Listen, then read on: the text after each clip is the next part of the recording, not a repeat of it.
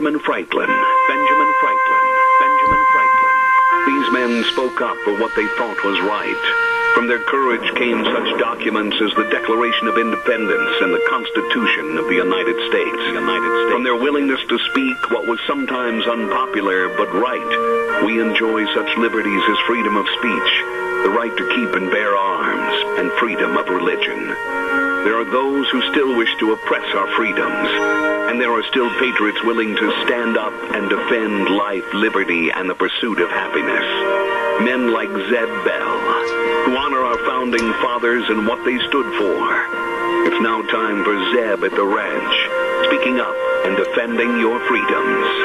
Brought to you by Magic Valley Les Schwab Tire Centers and all of the other great advertisers on the program. And now, Zeb Bell. We received this from our old buddy, Deputy Doug, and it is so true.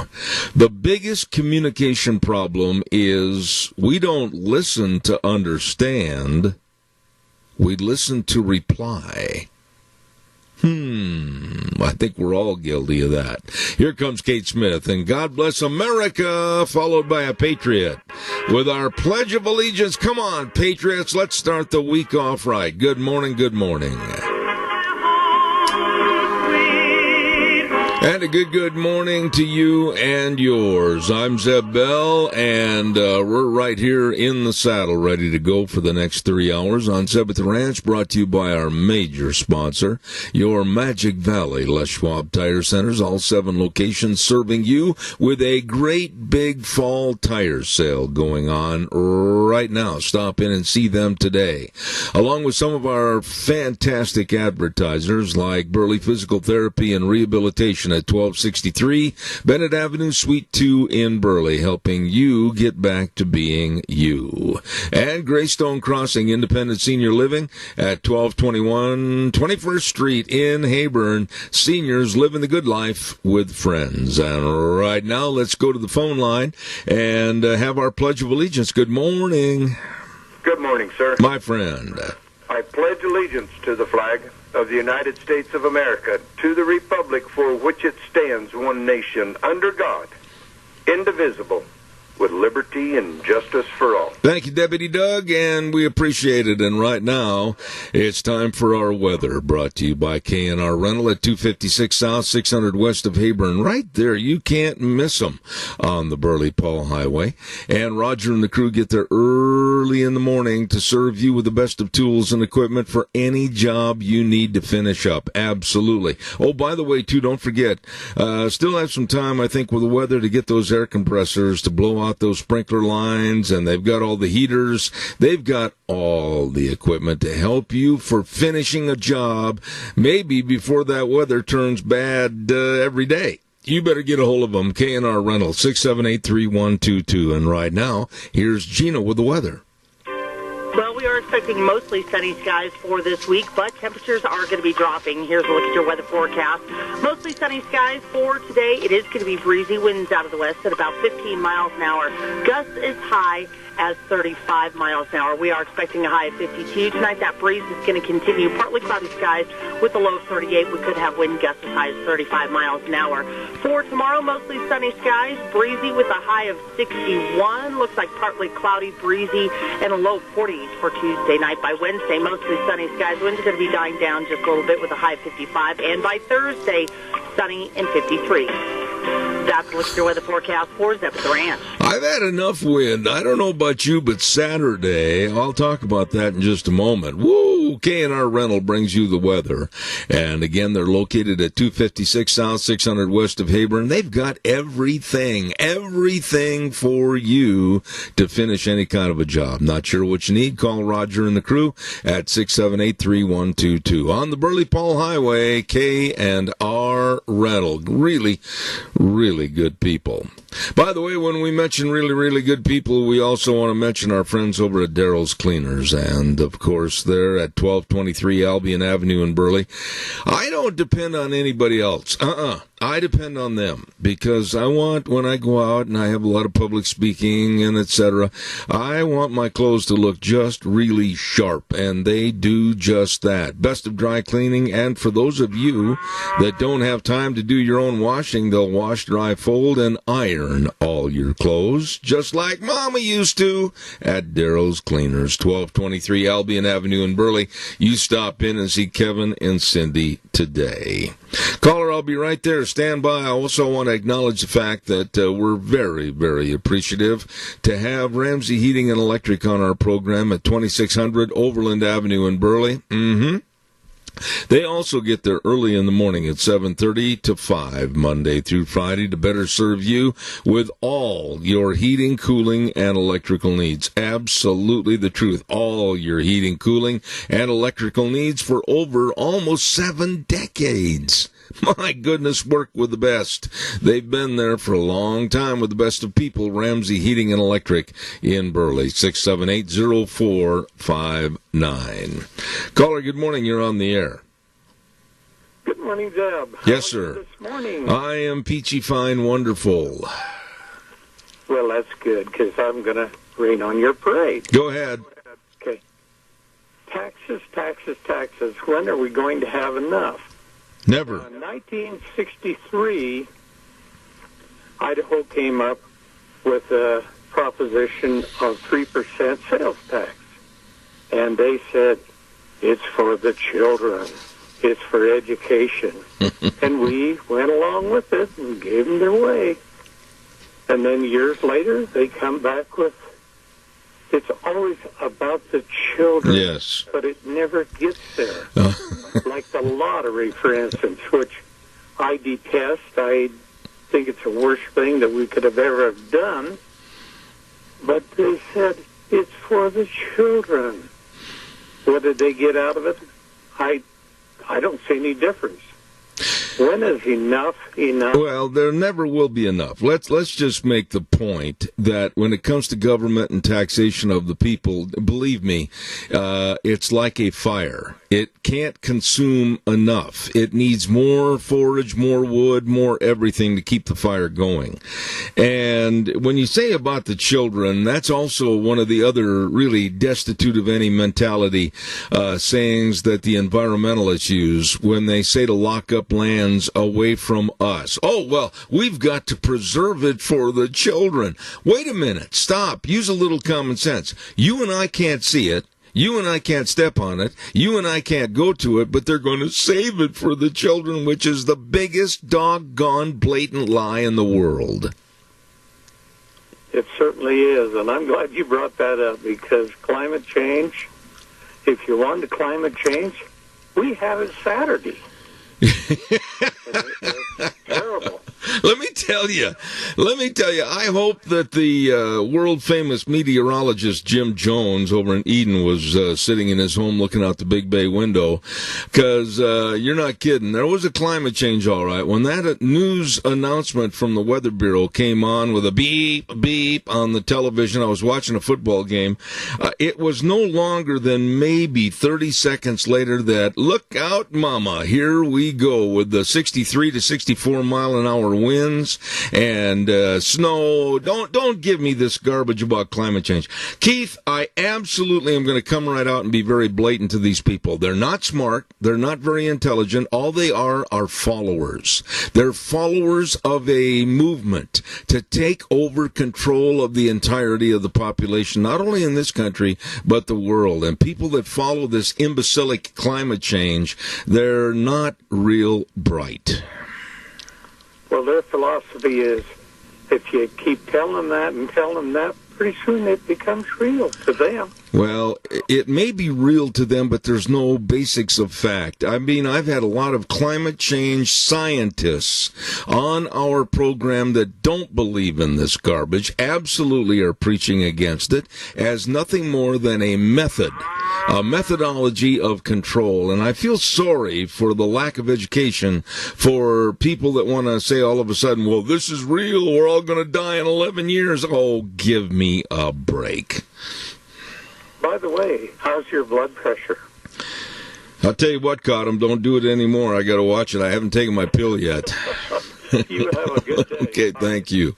Caller, I'll be right there. Stand by. I've got to pay some bills. I want to tell everybody about Save-On Shells. Oh, Anthony and the crew. Man, I'm telling you, old Anthony, there is one of the good old boys, and he has got all the different camper shells, and he knows all about camper shells. I don't think there's a guy in the world that knows more about camper shells, all the styles and all the colors and everything than Anthony at Save-On Shells. 1827 Overland in Burley. I urge you. As a matter of fact, I bought two from Anthony, and they are absolutely what I was looking for. 312-1525. That's the number, 312-1525. Quality service, boy, that's true. Excellent service with Anthony at Save-On Shells and low prices. 1827 Overland in Burley. You call him, 312-1525. Caller, good morning. You're on the air.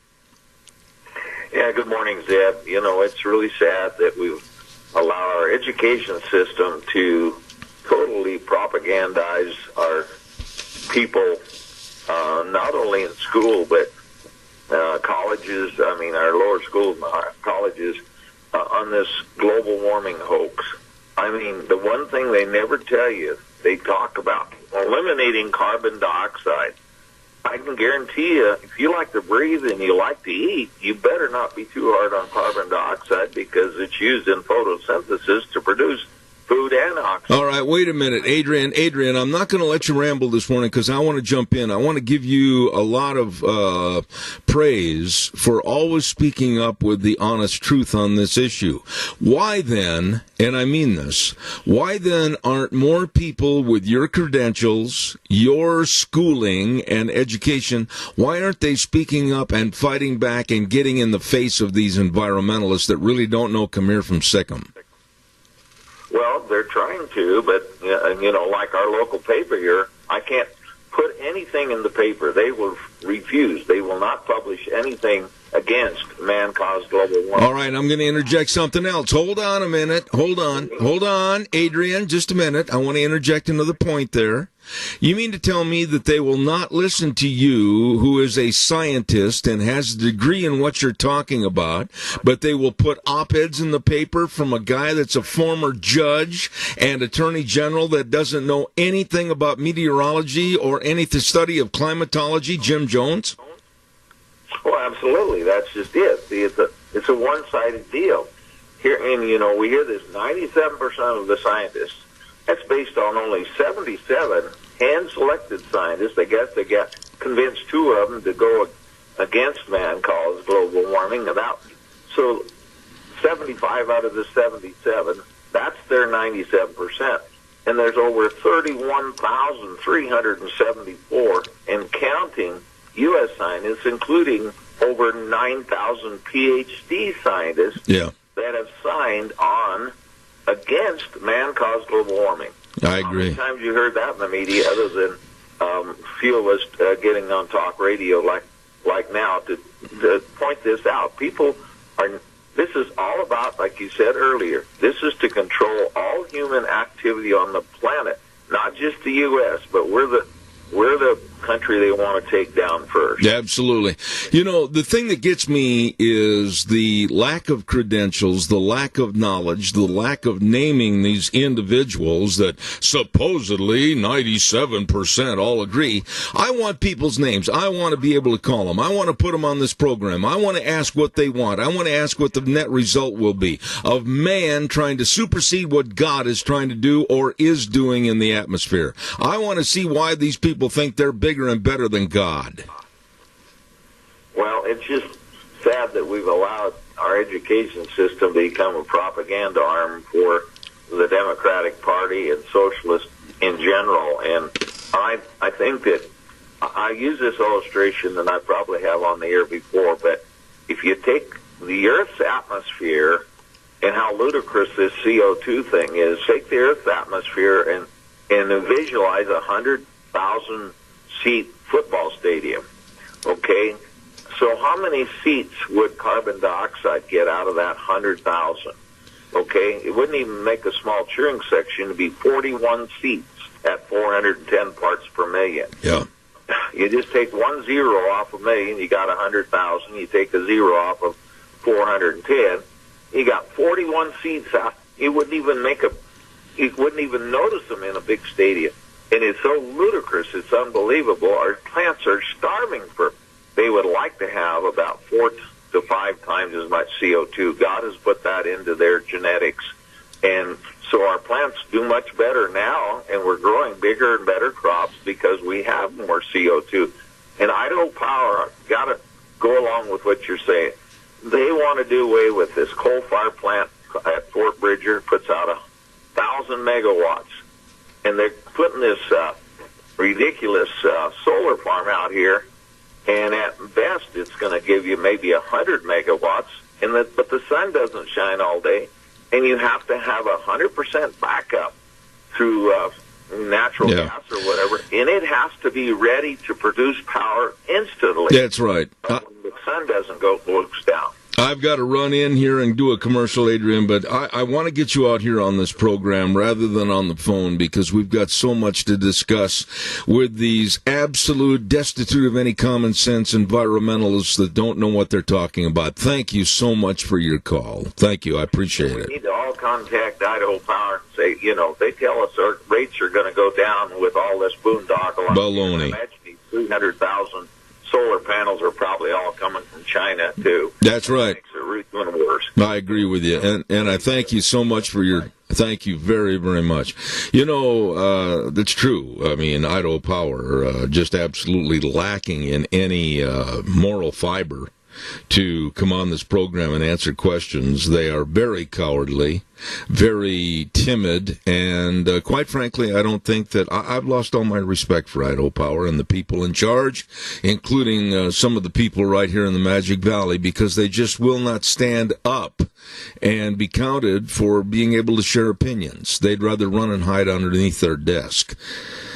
Calls will be welcome and appreciated, 436-2244. Right now, I also want to remind you about our friends at Denny's Restaurant. We're going to be there this week at Zeb's Lunch Punch on Thursday, and I urge you to join us. It's our Halloween costume party, and we've got prizes, and I want to thank, right now, I want to thank our friends at Burley Physical Therapy and Physical Fitness. I want to thank our friends at Lee's Furniture. And we're going to have more prizes, but I want to just absolutely urge everybody to be there this Thursday at 11:30 for the Halloween costume contest. Don't be shy. Don't be intimidated. We'll see you at Denny's Restaurant, 611 North Overland in Burley at 11:30, and they also have another location at 291 Pole Line Road in Twin Falls. Best of food and absolutely the nicest of people at Denny's Restaurant, so I urge you to be in attendance this Thursday for Zeb's Lunch Bunch, and we're going to have gift certificates provided by Walmart, Smith's Foods, Hanson Mortuary, our friends at Stokes Groceries, Doug Martin, and Denny's. Don't miss it. It is going to be a lot of fun, I can guarantee it. Caller, I'll be right there. Stand by. I want to remind you, too, about Ark Animal Hospital. And Deanne wanted me to remind you, now's the time to get your horses vaccinated and wormed for the wintertime. Please do that. And don't forget water heaters, all the different water heaters, quality water heaters. Make sure you check out all the electrical outlets for your livestock, dogs, and cats. They need more water in the wintertime than ever, so please take care of that. And if you have any questions, call Ark Animal Hospital at 750 21st Street near Connection Credit Union in Heyburn. Number to call, 678-1177. Dr. Bill and the crew at Ark Animal Hospital, where they have warm hearts for the cold noses. Good morning. You're on the air. Good morning. The menu at the Burley Senior Center on South Overland Avenue is barbecue chicken wings, roasted potatoes, and mixed vegetables, and cook's choice on dessert.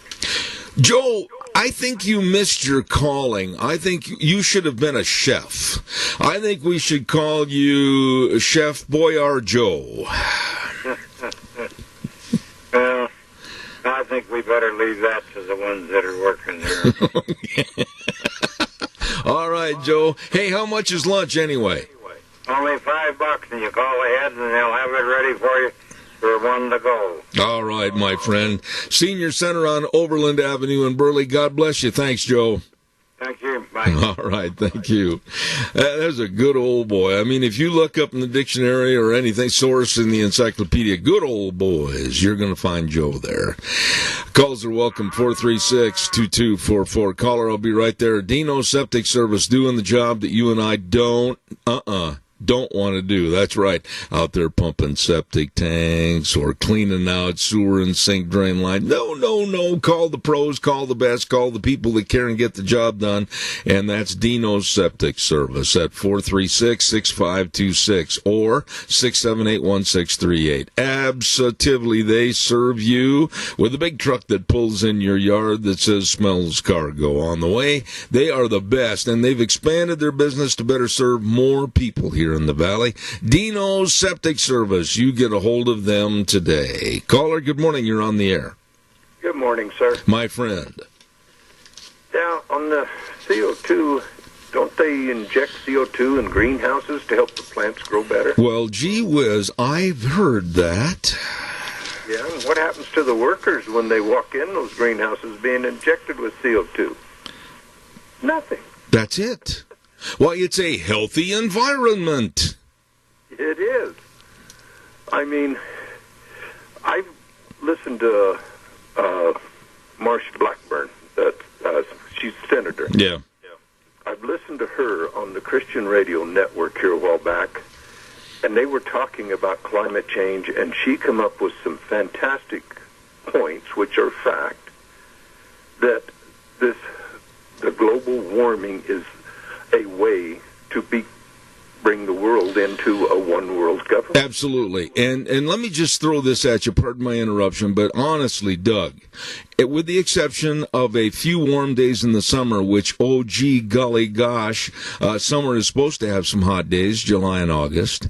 What have you noticed here that all the climatologists, supposedly like the world-renowned Jim Jones, great meteorologist, climatologist from Eden, what have you noticed different? Where are we, Doug, on a major changing scale of climatology here? We're not changing a bit. Ah. I mean, I remember when I was younger growing up, we used to have some pretty big winters. But we still have them. Yeah, you better believe it. Yeah, and then we have mild winters. I lived in Steamboat Springs for, probably about 10, 12 years. And I've seen it out there when the wintertime, and usually we're at 7,200 feet elevations where we were at. And we would get 6, 7 feet of snow on the level. And I seen one year we had 1 foot. I plowed my driveway once. And then I seen other years I plowing it every day, and you couldn't hardly see over top of the deal. I had a snowblower blowing it out, so there was no way you could shovel it. The bottom line is, Doug, and I've got to give away some cookies here just momentarily, but the bottom line is when you ask, and I have many, many times, these nitwits that are advocating, oh boy, we've got to change this, we've got to change that, and then I calmly say to some of these people, and I've invited many of them on the program, and they won't come. They will not come on the show. I've said, what do you want to change it to? And there's a bunch of dead air. Well, we've just got to stop all this infusion of exhaust fumes in the atmosphere while it's warming the planet. And then I'll say, well, what do you want to try to change it to, or how high is it getting? Give me all the parameters. And they can't because they're not smart enough, Doug. Exactly. And remember years back about that hole in the ozone. Oh, my. We're going to be dead. Yeah. I mean... all it is a scare tactic to get the people to go along. Oh, this sounds good, so let's go with it. They don't do any research. They don't look up like Adrian knows this stuff. And they just, all they are is a bunch of sheep, like, Affordable Care Act. Oh, that sounds great. Let's let's support that. Yeah, well, Adrian Arp is a crop scientist. He has degrees in what he does and what he knows. And I guarantee you I'm going to take the word of that gentleman for what CO2 is and does and the benefits and merits and everything else over the likes of any of these twits that call or write into the Times News. Exactly, or who's that one guy had that television show, Bill Nye, the Science Guy? Oh, my goodness. I'm more of a scientist than he is. Exactly, buddy. I've done more experiments than he did when I was in high school in chemistry class. Yeah, none of them work, but that doesn't make him any better than us. Got my hand flat a couple times. It was fun. I got to run. I'm way late. Thanks, Doug. Hey, everybody, let's do what we can for senior centers. Let's support them. Go eat there and have a yummy dessert. There you go, buddy. Thank you very much. Caller number 2, I tell you what, I've got to give away those cookies. I'm a couple of minutes late, but real fast, let me have your call, please. Yeah, okay. We're substituting those windmills that being put out in the ocean. Sooner or later, they're going to shut down the oil rigs, and we will no longer be energy sufficient. No, that's true. Well, here we are. We've embarked upon being the strongest country in the world energy-wise, with the best of sources that God has provided any country, and then these very stupid and lacking gray matter between the ears environmentalists are going to kill it and put us down to a third world status. You have hit the nail on the head, my friend. Okay, a vote for Democrats is a vote for communists. You got that right. Thank you very much, Tony. Appreciate it. I've got to give away some cookies. And, of course, on Mondays we give away a dozen cookies to Sophie's Chatterbox at 530 East Street in Rupert, right on the square. The best of bakeries, the best of a restaurant. You better stop in and enjoy the good food today. Really nice people, Sophie's Chatterbox in Rupert. Now, here's the question. Now, this morning, it is going to be a 2-part question, and it's an easy one, but I've got to have both answers. Don't give me one, because that's not going to qualify. I got to have both. In the movie The Magnificent Seven, how many at the end of the movie rode away? And what were the actors' names that rode away? In the movie, The Magnificent Seven, how many at the end of the movie rode away? And what were the actors' names that rode away? Give me a call, 436-2244, 1-866-927-4587. If you want to win a dozen cookies to Sophie's Chatterbox, please give me a call quickly.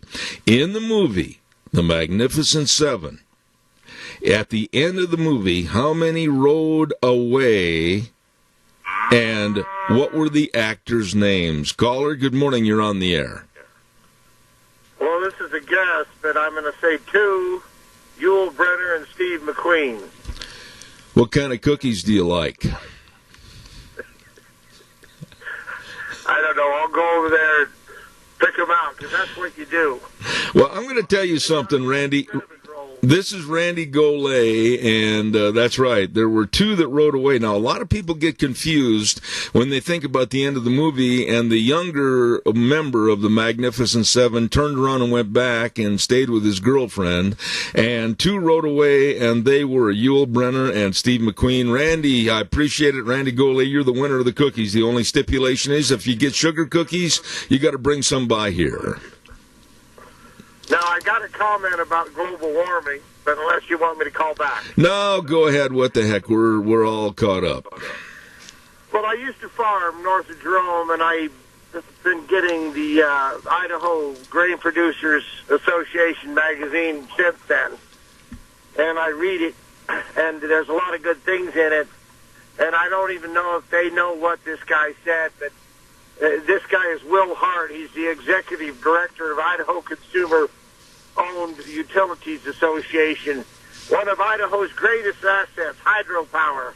In the article it says, he talks about the ever-increasing warming of the climate. And I said to myself, you know, they just can't help themselves. They have to slip it in and try to, you know, I don't even know if they know that he wrote this in here.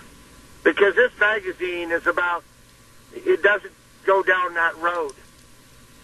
But you see, this is the way it always is. You know, there's always somebody somewhere, you know, why he believes it, I don't know. I'd like to pin him down.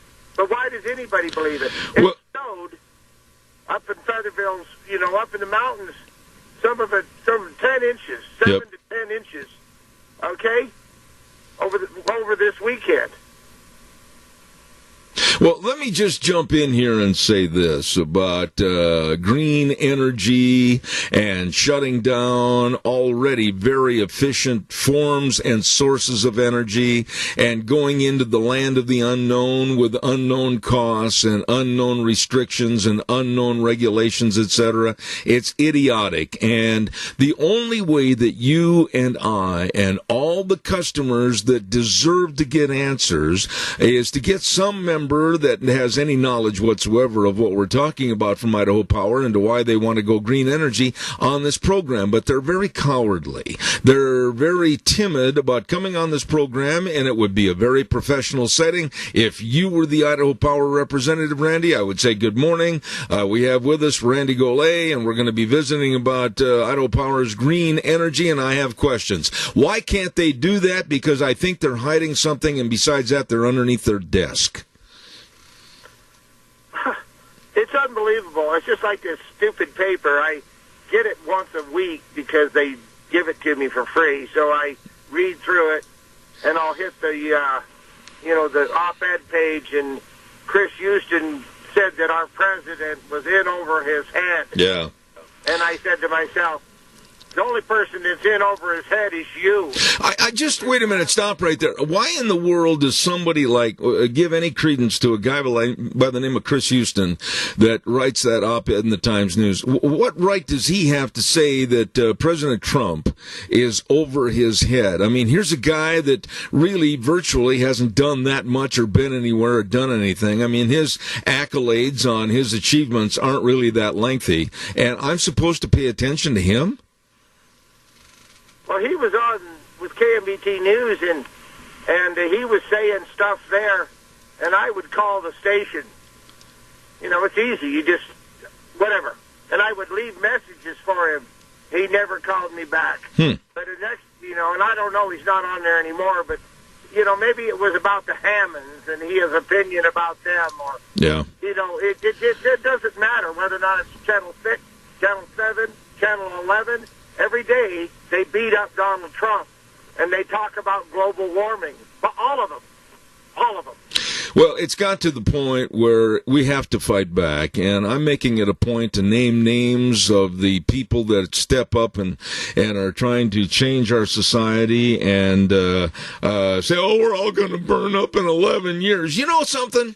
Randy, in 11 years, it might come true. Maybe God's going to come back in 11 years and say, that's it. We don't know. The only person that has his hand on the thermostat is God, and I'm sick and tired of listening to mortal man try to tell me that they can change things. Well, there's no way we could change it. And not only that, the fact that this doofus, Will Hart, said that there's warming. There hasn't been warming for 10, 11, whatever it's been. Yeah. 08 or whatever, 06, or I've lost, and we know this summer wasn't hot. It was warm, but it was never hot. Yeah, and they'll come out and they'll make statements. They'll make statements like, oh my goodness, it was the hottest July. It was the hottest August. It was when they got a thermostat next to a tin building on a cement pad, maybe it was in that location. Yeah. Well, I got to run. All right, buddy. Thank you. Appreciate it.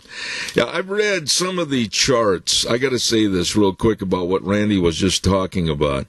I've read many of the stories about how they chart some of the supposed extreme heat, and they're putting these thermometers in places where they're going to be just absolutely centralized to obtain and ascertain all the heat from a certain area, and then they call that fairness. I've got pictures of some of the stuff.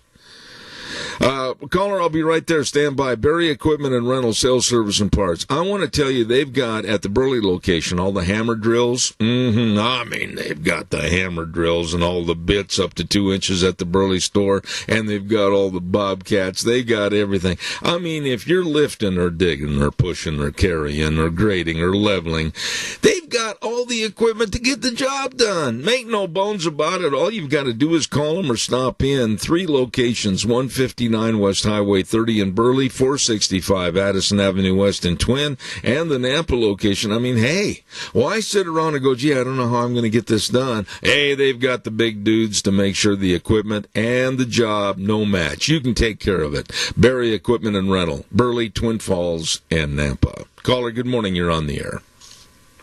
Yeah, Saturday afternoon, my wife and daughter were coming back from Haley, and there's power lines out there along that highway there north of Shoshone. They were just like dominoes, about 4 or 5 of them just toppling over. Oh, my. So, I don't know how long they were without power. Is that Idaho Power out there? I'm not sure which. I assume it is. I'm going to say yes, but, I'm open for criticism and correction on that. I'm not sure.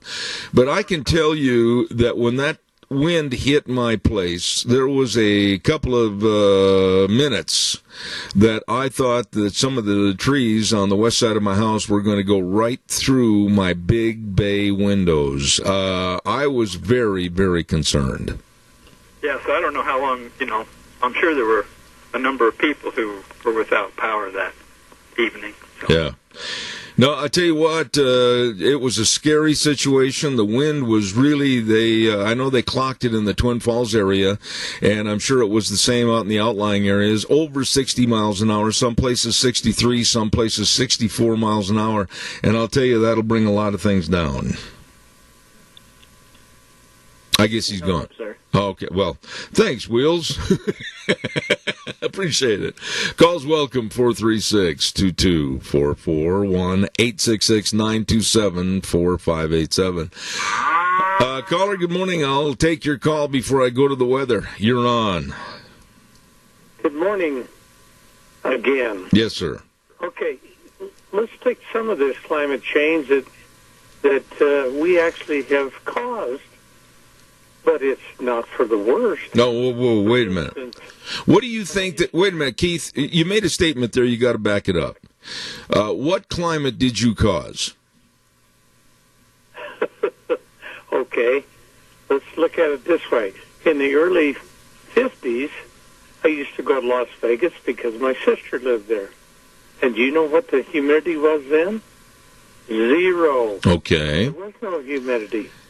And then, as it started to grow, and they started taking more water out of the river, and more vegetation, trees, and everything, and now their humidity is up there pretty well normal, like the rest of it. The whole thing is, that was not an affection.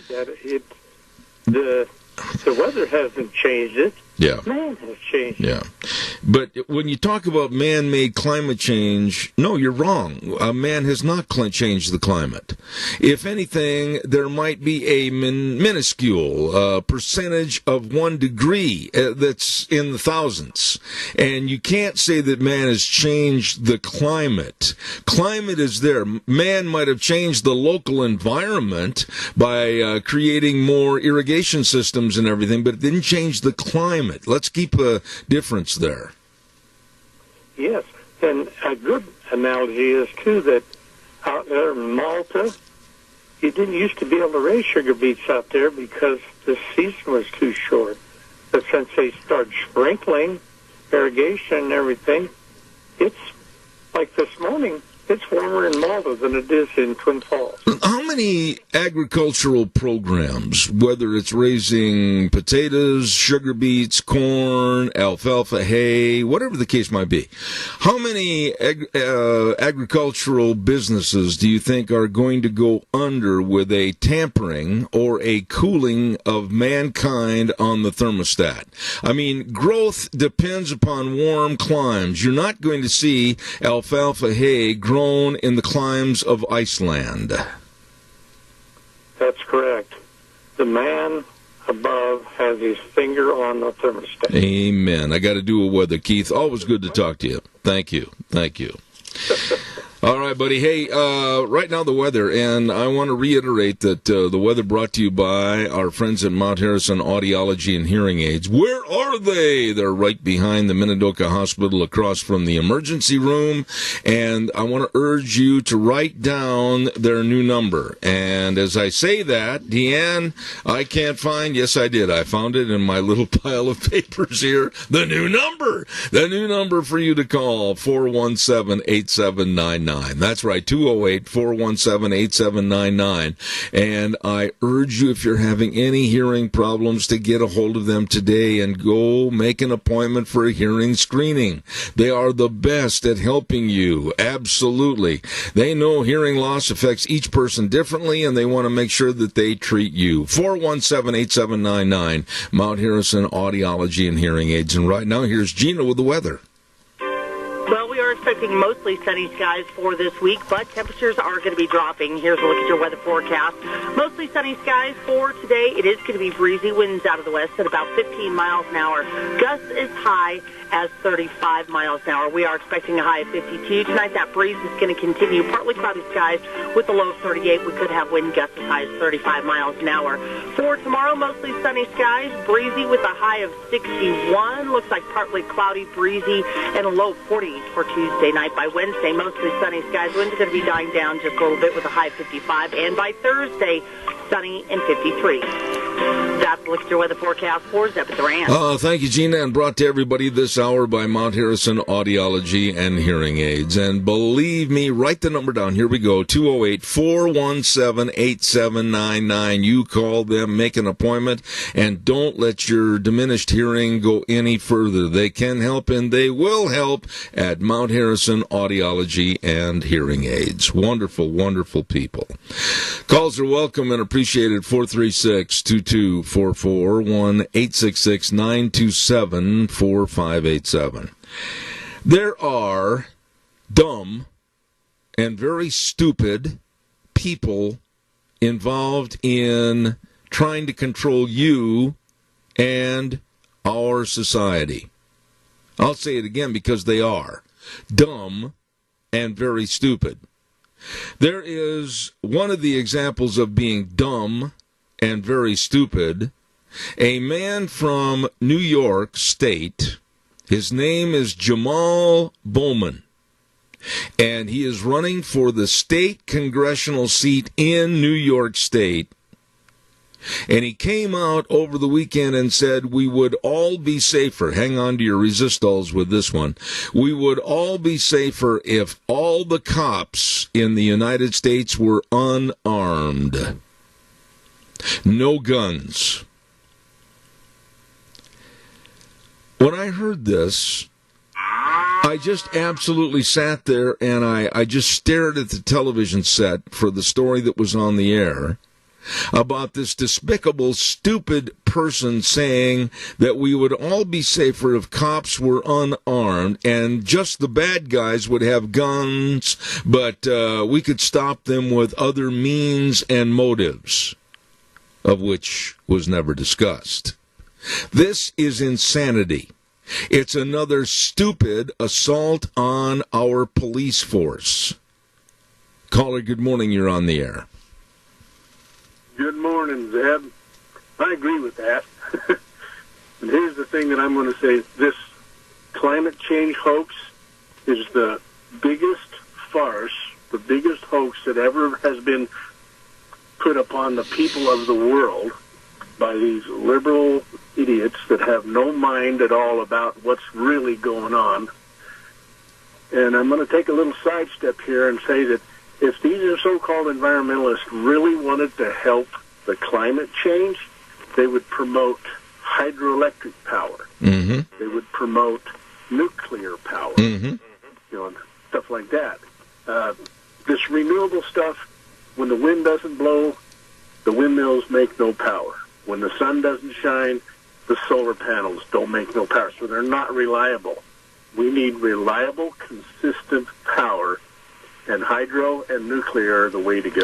Well, there's no question about it. And oil and natural gas. But that's the ones that they don't like. Yeah. So they would be more likely to promote the hydropower and the nuclear power. Yeah. And that's the only way that they could ever make any kind of a difference to the climate. All I'm going to say is that if anybody out there in the audience is buying into climate change, do your own research, do your own study, do your own fact-finding, and don't listen to these absolute destitute of any real sanity environmentalists or former attorney generals, etc., that know nothing about climatology, nothing about weather, nothing about meteorology, and they spew out their stupidity, and it's unfortunate too many people listen to them. Yes, it is. And like I say, I used to, when I was in college, I studied a little bit of earth sciences. And this planet has an amazing ability to correct itself. You know, because, thousands of years ago, the carbon dioxide level in the atmosphere was way higher than it is today. We actually would benefit as a world population. If there was just a little bit more carbon dioxide, it would make the plants grow better, provide us more food. Absolutely. I appreciate your call and your very scientific approach to this in your studies, because that's what people ought to do, is really research it instead of following like lemmings over a cliff, do their own research, and then they would sit back and say, holy smokes, we've been duped into stupidity, and that's exactly what it is. Yes, the uneducated morons that have no idea what they're talking about. They've been dogged into thinking the way that somebody else has told them to think. That's absolutely the truth. Thank you. Thank you very much. You bet. Well, take care there, Zach. I will. Thank you, my friend. I just want to say something again about this story on this police, against having police have guns, etc. My goodness.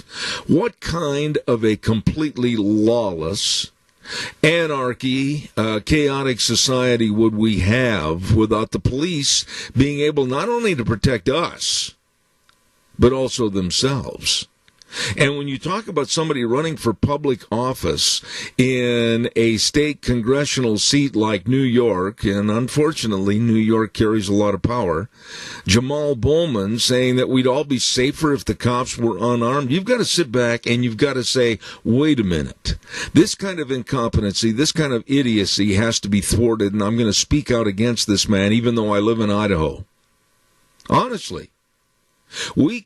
I just can't imagine how anybody could support this asinine stupidity. And that's what it is.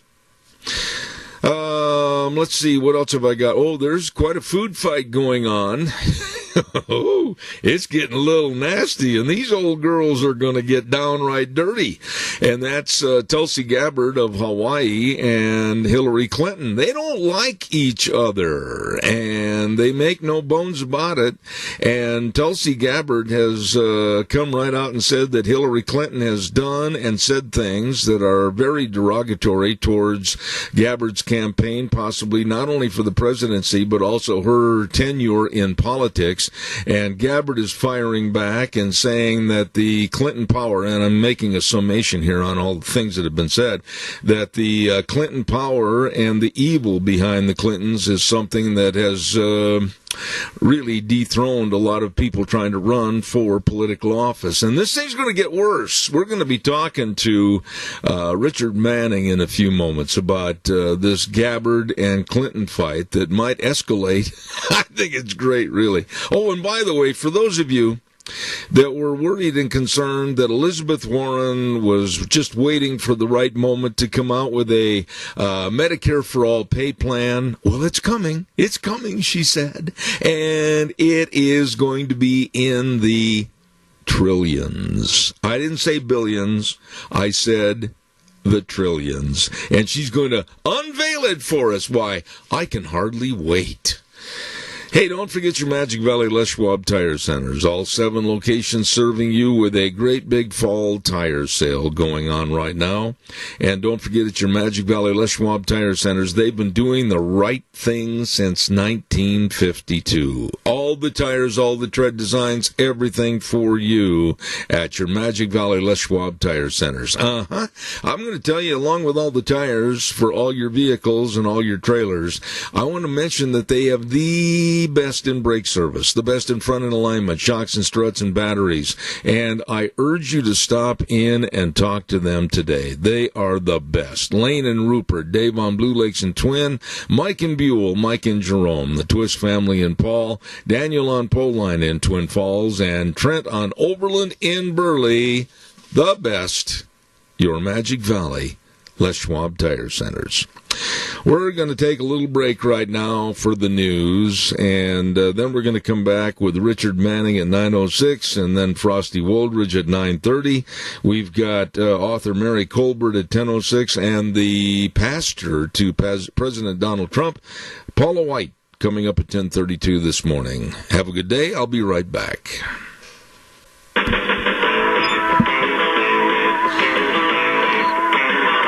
Oh, here we go. Hour number 2 on a kind of a weird day like the weekend has been. We're expecting more wind and everything else. My goodness. Saturday was a bad day with 63-mile-an-hour winds. Woo! Lots of hats were in other counties. Hey, Zeb at the Ranch, and brought to you by our major sponsor, your Magic Valley Les Schwab Tire Centers.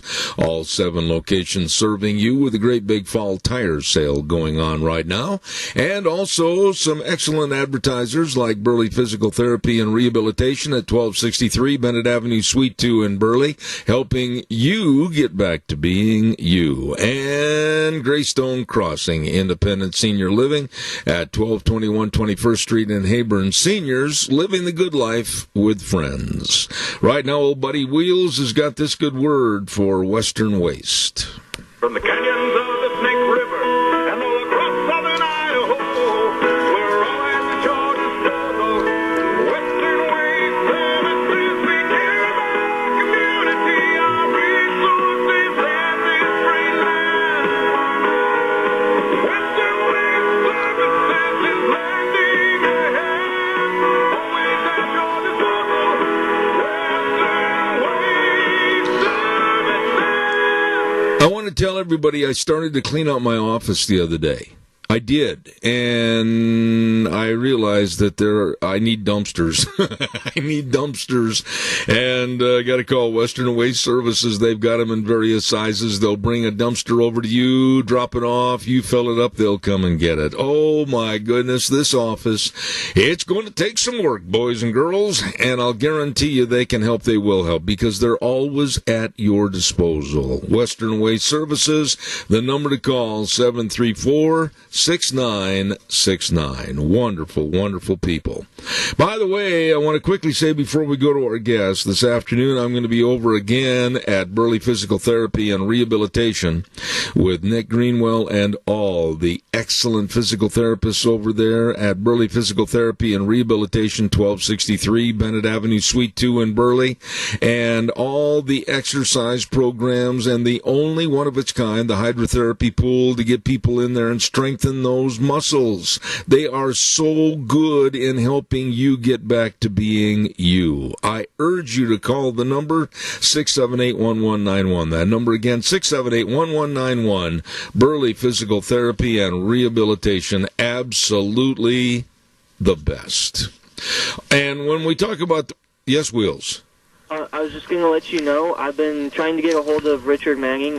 They're still trying to find him, though. I just thought I'd let you know. All right, well, you keep trying, old buddy. I appreciate it. Thank you.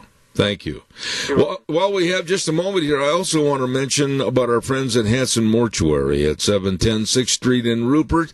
Joel Heward, his family, and his staff serving you and treating you and your family with the best possible support and comfort when there's the passing of a loved one. I just absolutely urge you to remember the number 436-5636 because they uphold the highest ethical standards with unquestioned integrity in serving you. Hanson Mortuary at 710 6th Street in Rupert, Joel Heward. And don't forget, too, that Joel is also serving you at Morrison Payne Funeral Home on East Main in Burley. Did we find him? They've still not had any luck. They've still kept me on hold. Oh, well, golly, I hope they hurry up and get you taken care of there and then let me know. Folks, while I am waiting for Richard Manning this morning, and I hope it's not going to be a long time, I have harped on this subject before, and I'm not going to back off on this subject because I think that any mother and father that has a daughter that is playing in any type of athletics, whether it's volleyball, whether it's swimming, whether it is bicycling, or whatever it might be, it is not fair and should be stopped immediately that biological males that want to be transgendered females can compete against your daughters. It's wrong. Any school board that allows this to happen should be sued, and sued big time, because just recently another tragic event occurred against women's athletics. A biologically male cyclist, and he goes under I'm not even going to give his female first name because I'm not going to give him any credibility whatsoever. The guy's name is McKinnon. I'm just going to let it go at that. Won a women's world championship this last Saturday at the 2019 Masters Track Cycling World Championships in England. Now, this guy that wants to pretend he's a woman set a world's record in the qualifying event. And then, after he gets finished with the race and beat all the real women, he told Sky News in an interview that it would be unfair if he, the cyclist, was kept out of women's events. He said that he is a real champion and deserves to compete in the women's events, and he said, if you win because bigotry got your competition banned, you're a loser. This sickness, this pervertedness is growing all around the United States and the world, as is amplified as to what happened over in England. I think every single parent should get ready here in the United States and get ready with parental petitions against school boards for even thinking about allowing this to happen. There should be petitions against the school board, the school administration, etc. There should be a big fat no, this is not going to take place, to our senators and our congressmen. But here's the caveat right there. The Democratic Party in the United States is actually signing on to this, as they are absolutely backing what's called the Equality Act. This isn't making it equal. I mean, this is making it totally unfair for our daughters and young women in this country participating in sports. And the Democrats are backing that transgender men, or men that want to be transgendered as females, can participate and win against females. This is wrong. Underline the word wrong. And I know that this program is going to do all we can to fight this idiotic, stupid, and absolutely unnatural possible winning of transgendered men dressing up as females beating your daughters. It's not right. And it's going to be the destruction of women's sports. I've talked about this in the past. I have been very upset about this in the past. And what really bothers me is that very few people call in on this subject. And I'm just wondering why. It may soon happen in our schools locally. And are people going to stand up and fight back and say, absolutely not? We are not going to allow this. This is the denigration of many, many girls for their aspirations to win not only maybe state titles, but to go on to the Olympics, etc. It's happened many times. And there has to be a stoppage in this country of idiocy. Idiocy. And we have to start doing what is right and what is wrong and adhere to principles that are black and white. Calls are welcome, 436-2244. Sir? Yes. I was just going to let you know that Mr. Manning is on the phone for you now. All right, thank you very much, ladies and gentlemen. After my little tirade, we're going to go right now to the president of Americans for Limited Government. Maybe he can calm me down a little bit. Richard Manning, good morning, sir. You have every right to be upset of the so-called Equality Act, but what really is the Inequality Act. It's one of the more obscene and absurd things that I've ever encountered. And the fact is, it's not about going to the Olympics; it's about going to college. Because girls compete, young women compete for scholarships to college, and it's one of the reasons why their parents invest a lot of money into putting them into select teams and the like, to be able to get them prepared and hopefully to get them good enough so they can go to college.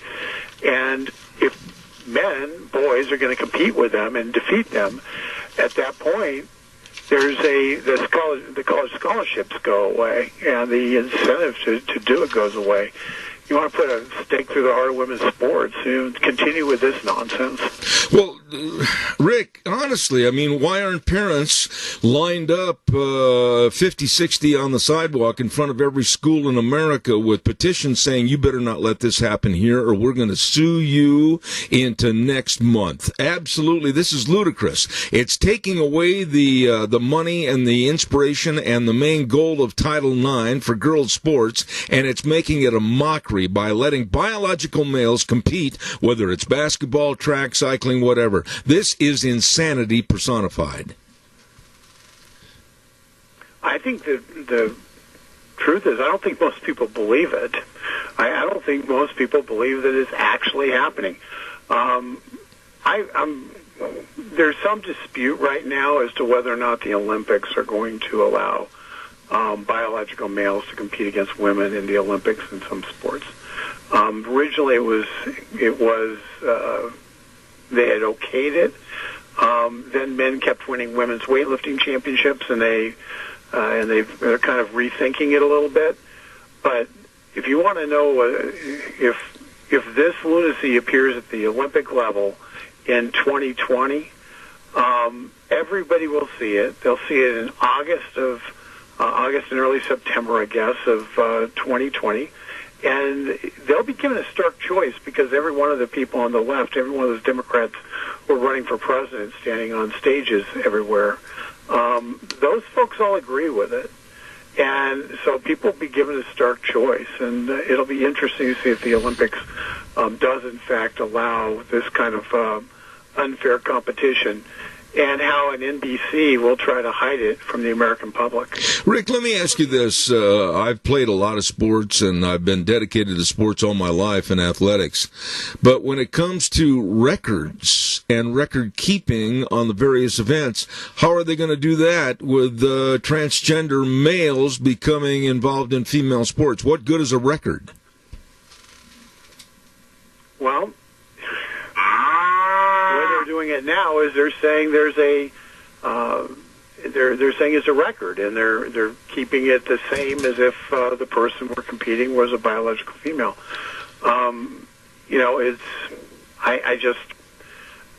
It's so absurd that we're living in this world with these kind of rules changes, and the people who are most affected, by and large, have been cowed into not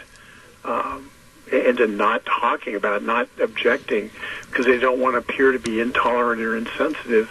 And essentially, it is almost beyond comprehension that parents of girls are allowing it to occur, and it's beyond comprehension that parents of boys are allowing it to occur, who are competing in the junior high school and high school levels. Absolutely. And the fact that that school boards aren't being voted out over it is maybe more telling than anything we can imagine, in terms of the willingness of people to sacrifice their own children's hopes and dreams for a politically correct insanity. Yeah. We have a caller with a quick question. Caller, I'm limited on time. Quickly, go ahead. Yes, well, I'm ticked off about this whole thing because last year in basketball, my daughter had to play against two boys on the Caldwell High School basketball team. So we got it right here, and it makes me mad. And she said that it's a really weird feeling to have to play against them. It's not right. All right, sir. I appreciate your comments and your calls. Rick, respond to the caller, please. Well, the playing against them is not right, but in Illinois, the Obama administration sued local school districts to force them to allow them to shower together. Yeah. So it's the playing against one another has financial ramifications in terms of women businesses and the like downstream. But the reality is there's a forced integration that doesn't recognize body parts, and that's it's befuddling to me how it's allowed to occur, and it's insane that people that girls aren't walking out and saying we're not going to be in the same gym with you. It effectively ends female physical education programs, and I just didn't think that the women's movement would give them up so easily. Yeah, that's the shocker for me right there, with the women's movements and the outspoken, and I think sometimes necessary, slamming their fist on the table and demanding equality on this, that, or the other. You're not hearing from these people. Where are they? Well, Martina Navratilova, who happens to be a lesbian, but one of the top tennis players in the world from about 15, 20 years ago, stood up and said, wait a second, this isn't right. And in doing so, she ended up getting universal condemnation from the very people who'd been holding her up for 20 years as an icon for the gay rights movement. They condemned her because she was standing up against the trans movement and this idea of gender fluidity. And she literally got shut down in terms of her comments because of that, and had to retract them and apologize. So when one of the most famous female gay athletes in the world has to apologize because she's offended a community by saying what makes common sense, it's, a lot of people sit there and say, well, she can't. If she gets blown up, well, what chance do we have? Now, I know there are girls who are suing in federal court over Title IX, and that there are in various states, and that's the way to go about it is, take this thing directly to the Supreme Court, because Title IX either means there are two genders or it doesn't mean that, and the Supreme Court will have to rewrite Title IX in order to make it mean something different. Why in the world? And Rick, I'm frustrated. I'm a 72-year-old guy that's been around the horn more than once, and I've seen the world. I've seen the good, the bad, and the ugly. And why in the world we've let this world degenerate into a chasm of filth and nonsense? There are two genders, always have been two genders, and there always will be the two genders, and I'm sick and tired of the warping of science. Yep. I couldn't say it better. It's I have to tell you that they get this transgender stuff at very early age in school. There are kids I know, because I do church youth group stuff, there are kids I know who have been fed this for years. And as a result, if you try to talk about anything that's normal when it comes to sexuality, it becomes, they reject it because they've been brainwashed, and it's really an incredible case of people being taught that that what is obvious and right in front of them is not true. And there's such a sympathy that's been provided toward people who have gender dysphoria that all the rules have to be bent in order to accommodate them, as if it's, and as opposed to recognizing it for what it has always been known as, and that is a mental illness. But when you say that, I probably, if I said that on Twitter, I'd get banned. So that's what it is. They've effectively, through our school systems, have indoctrinated a generation that this is normal, and you can be whatever you want to be, and they feel guilty if they stand up and say, "Wait a second, this isn't fair." Absolutely. So they accept it. Real quick, I know we're limited on time this morning, but I've got to have you respond to the new phrase. Every week there's a new phrase put out by the Democrats to denigrate President Trump. This week's phrase, boys and girls, is President Trump has betrayed his oath of office. Gee, all of them said that over the weekend, all of them being CNN, MSNBC, etc. What are your thoughts?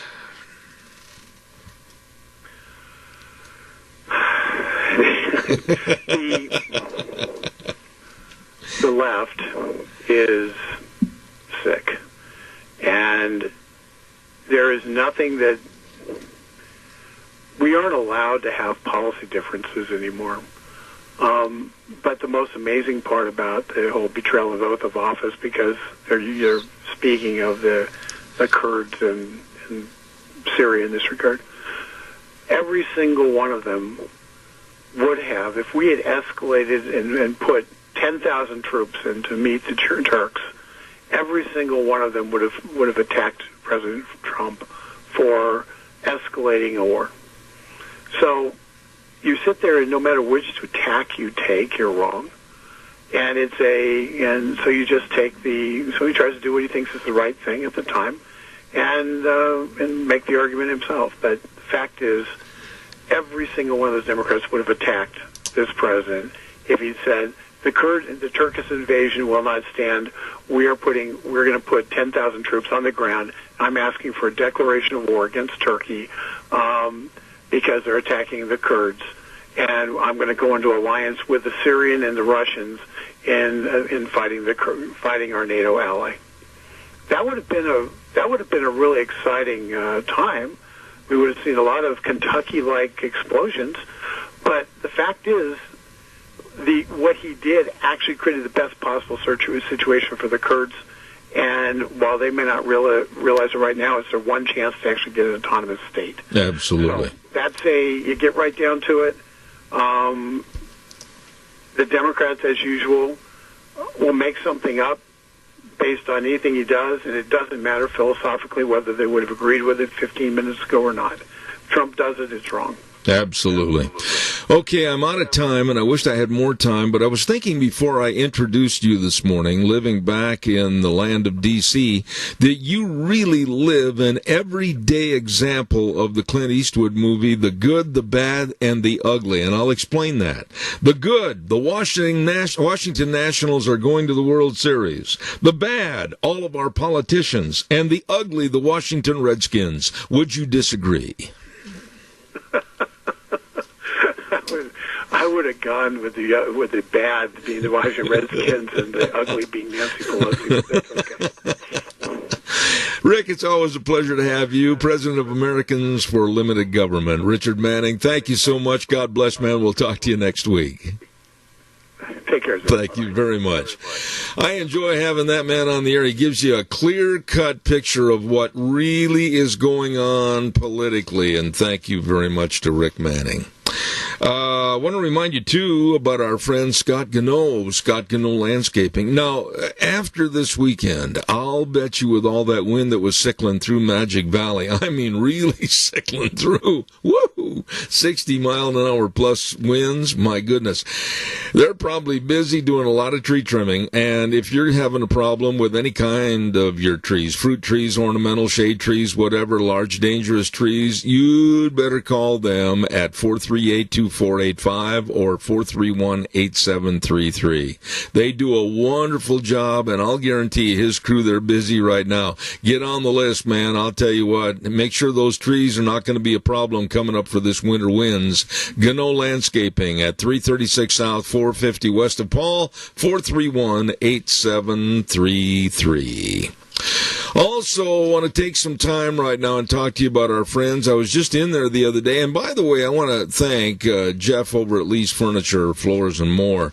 I needed one of the prizes for our Halloween costume contest coming up Thursday at our lunch bunch, and he graciously helped me out. And Lee's Furniture, Floors, and More is having that great big harvest sale, 40% off on all furniture, mattresses, dining room sets, motion furniture, bedroom sets, and groups. Wow. I mean, they've got love seats. Regular $699, now sale price $379. What? Yes. And they've got deluxe. There you go, Zeb. There's your classic of the day. Deluxe recliners. Regular $529, now just $249. And a fall flooring.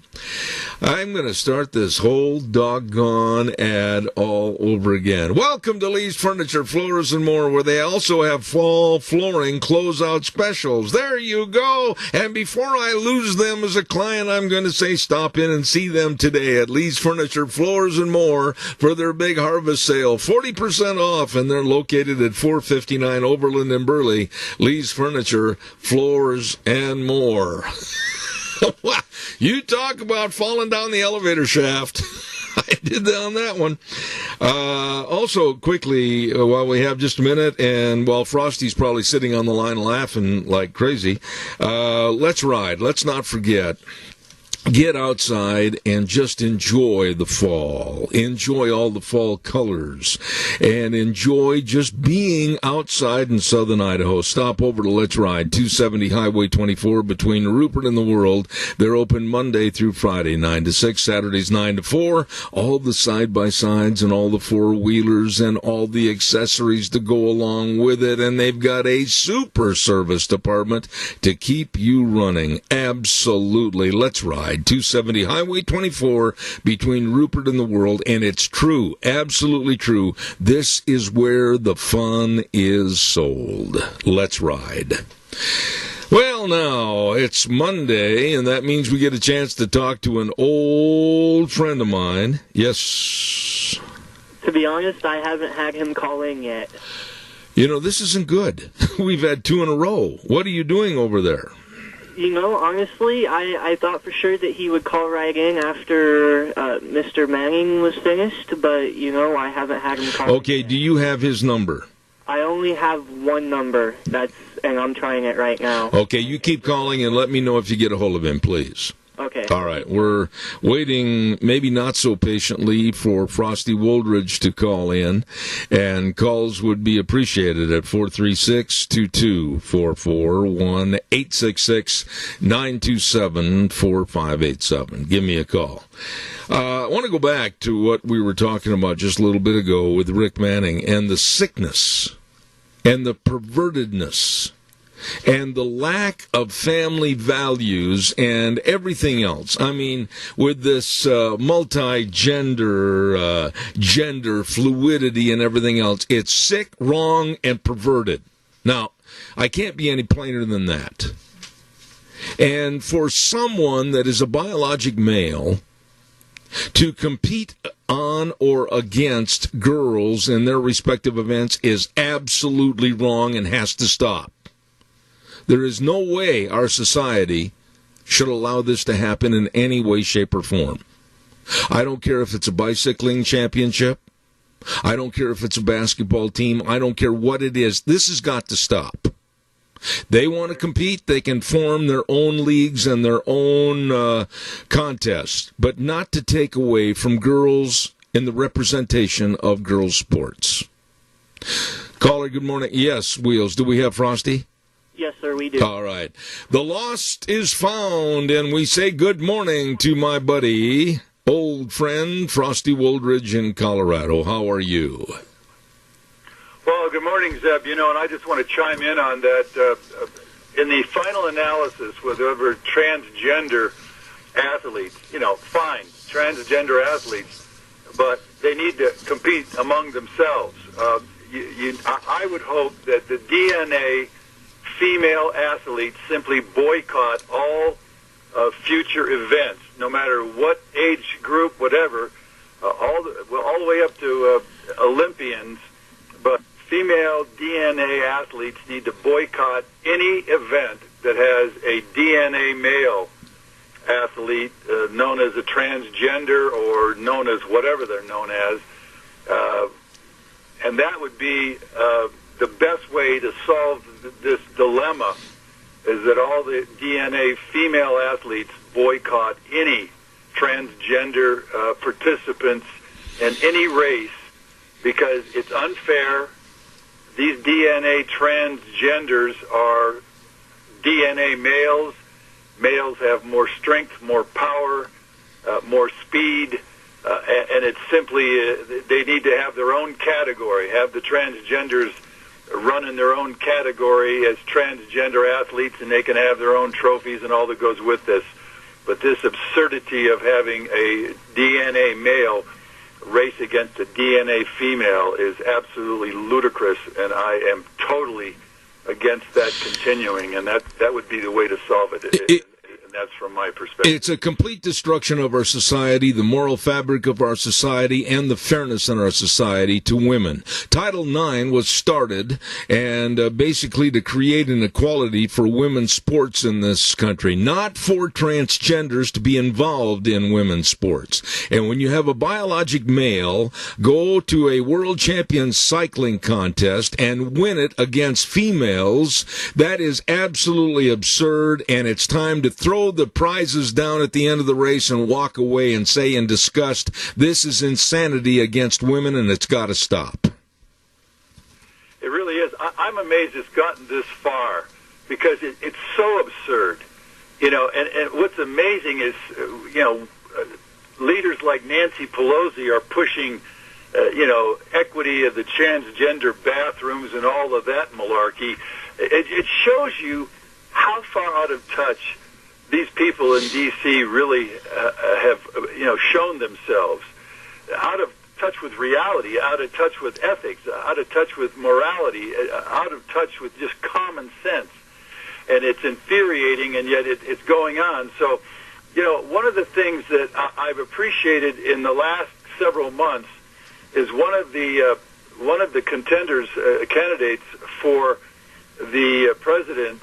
Not that I appreciate all of her politics, but the one thing she said is that the suffragettes didn't wait for the government to say, oh yeah, let's have equal rights and equal voting for women. It was the suffragettes, the women, who stood up and said, enough of this. We women are half of the equation here in the United States, and we demand the vote, and we demand the right to vote. And so that came from the people. So, and even when Dr. Martin Luther King went out there and wanted equal rights for blacks in this country, or people of color, it didn't come down from the government. It had to come from the people, and then it came from, leadership of Martin Luther King. So in this whole thing with transgenders, this whole thing that's going on in this country, we need to have the people stand up and speak out. And certainly in this transgender situation, women have to speak out and say enough of this. And so I really applaud the American people for literally, in the end, we've got to lead the government, because the government's not doing a very good job. Right? And the Democrats are supporting this so-called Equality Act to what's they're making it so the biological males can compete in women's athletics. Let me give you a scenario. And I know you're going to laugh. A lot of people do when I say this, but it's the absolute truth. If LeBron James, at 6'8" and 260 pounds, wanted to, under the way things are going, he could join the WNBA and take over in girls basketball. Yeah, well, and again, that shows the absurdity of all this, because it's frustrating. And of course, the latest comments from LeBron James, who was a high school dropout, and if he wasn't so athletically talented, he'd be nothing but a burger flipper at McDonald's. He said some pretty unfortunate comments about freedom and expression and free speech and the First Amendment rights as it has to deal with China. Let's face it, China is a dictatorial, communistic society where there are no rights, there is no free speech, there's no free choice, there's no nothing. You either toe the line over there in China, and I've visited China, or you're literally in the gulag. And for LeBron James to support that kind of thing for the sheer impact of money in his wallet, and then denigrate America at the same time, that boy has lost a lot of respect from me, from this boy. Absolutely. So anyway, it's pathetic that we have people making millions and millions of dollars and enjoying the American dream, and then they're kind of blindsiding the U.S. Constitution and the American people. LeBron James, he's gone way down in my estimation of his excellence because he needs to use his brain before he opens up his mouth. Well, I couldn't agree or said it any better, and I appreciate it. You know, I just, not more than a couple of minutes ago, was handed your brand new piece that you had written, Support Our Troops, Bring Them Back Home to America. And I want to set this up by saying this. I have always been kind of a hawk in my politics over the years, and I've always been very hawkish about getting involved and playing Matt Dillon and going in, and if you got a problem, defeating the problem and then coming home. I believe in that. But to be there, just to be there at the safety and sanctity of our troops, I think it's about high time we looked at our hole card on the poker table and said it's about time to get out of some of these countries where they've been warring for over thousands of years. Our involvement is only going to cost more of our American troops that would be better served serving our country here. That's my stand. Now you can go ahead and tell me if I'm wrong. I stand with you, too. You and I have both been athletes in our lives. We go out to win. We don't go out there to, fool around, goof off, and, oh, gee, if I win, it's okay, and if I don't win, it's okay. No. I go into a racquetball game or a tennis game or a triathlon, I go to win. But I also go to finish. And if somebody beats me, then they beat me. And then if I win the game, then I win the game. And then we go on to the next contest. But we've been in Iraq and Afghanistan for 18 years. We killed bin Laden in 2011. We should have left the next week. But instead, the military-industrial complex, which is run by the biggest CEOs of the munitions, of the warplanes, of the food, Halliburton, of the textiles, of putting boots on the ground and all that goes with that, they're making billions and billions of dollars. In fact, we've spent $6 trillion, T as in Tom, $6 trillion over there in these two forever wars that have accomplished absolutely nothing. And the consequences are, let's face it, the Kurds, the Sunnis, the Shiites, and the rest of them, these are crazy, crazy Muslims. They have no sense of rational thought. They're not of the first world. They're living in the 6th century, and their only answer to a difference is not free speech, not an election, not doing anything rational like a Western country person would do. They just go out and kill each other, and yet we've been over there for 18 years doing nothing. But the real consequences, and I looked it up on the VA's national suicide, we lose 20 veterans and we lose 20 active duty personnel every day to suicide, and that's been going on for 10 years, and that comes out to well over 6,000 suicides a year for the last 10 years. In other words, 60,000 of our America's finest kids, both women and men, United States Army and in the Marine Corps over there, in some cases in the Air Force and certainly in the Navy, have suicide. And that's going on right now, and that's all because of the haywire that goes with somebody who participates and goes off to war in Iraq with all those crazy Muslims. And so it's time to bring our troops home. From my article, I hope everybody goes to newswithviews.com, and I back it up what's the point of getting all our kids killed off? And in the last 10 years, 60,000 suicides, folks. I say enough of that. The same thing happened to me when I was in the Army during the Vietnam War. You sit there, oh yeah, we got to go out there and we got to fight communism. Well, the Vietnam War was a war about money, and it was a war about Halliburton and the military-industrial complex, and they made a lot of money, and we died. 58,319 kids died. They're all on that wall in Washington, D.C. They shouldn't have been there.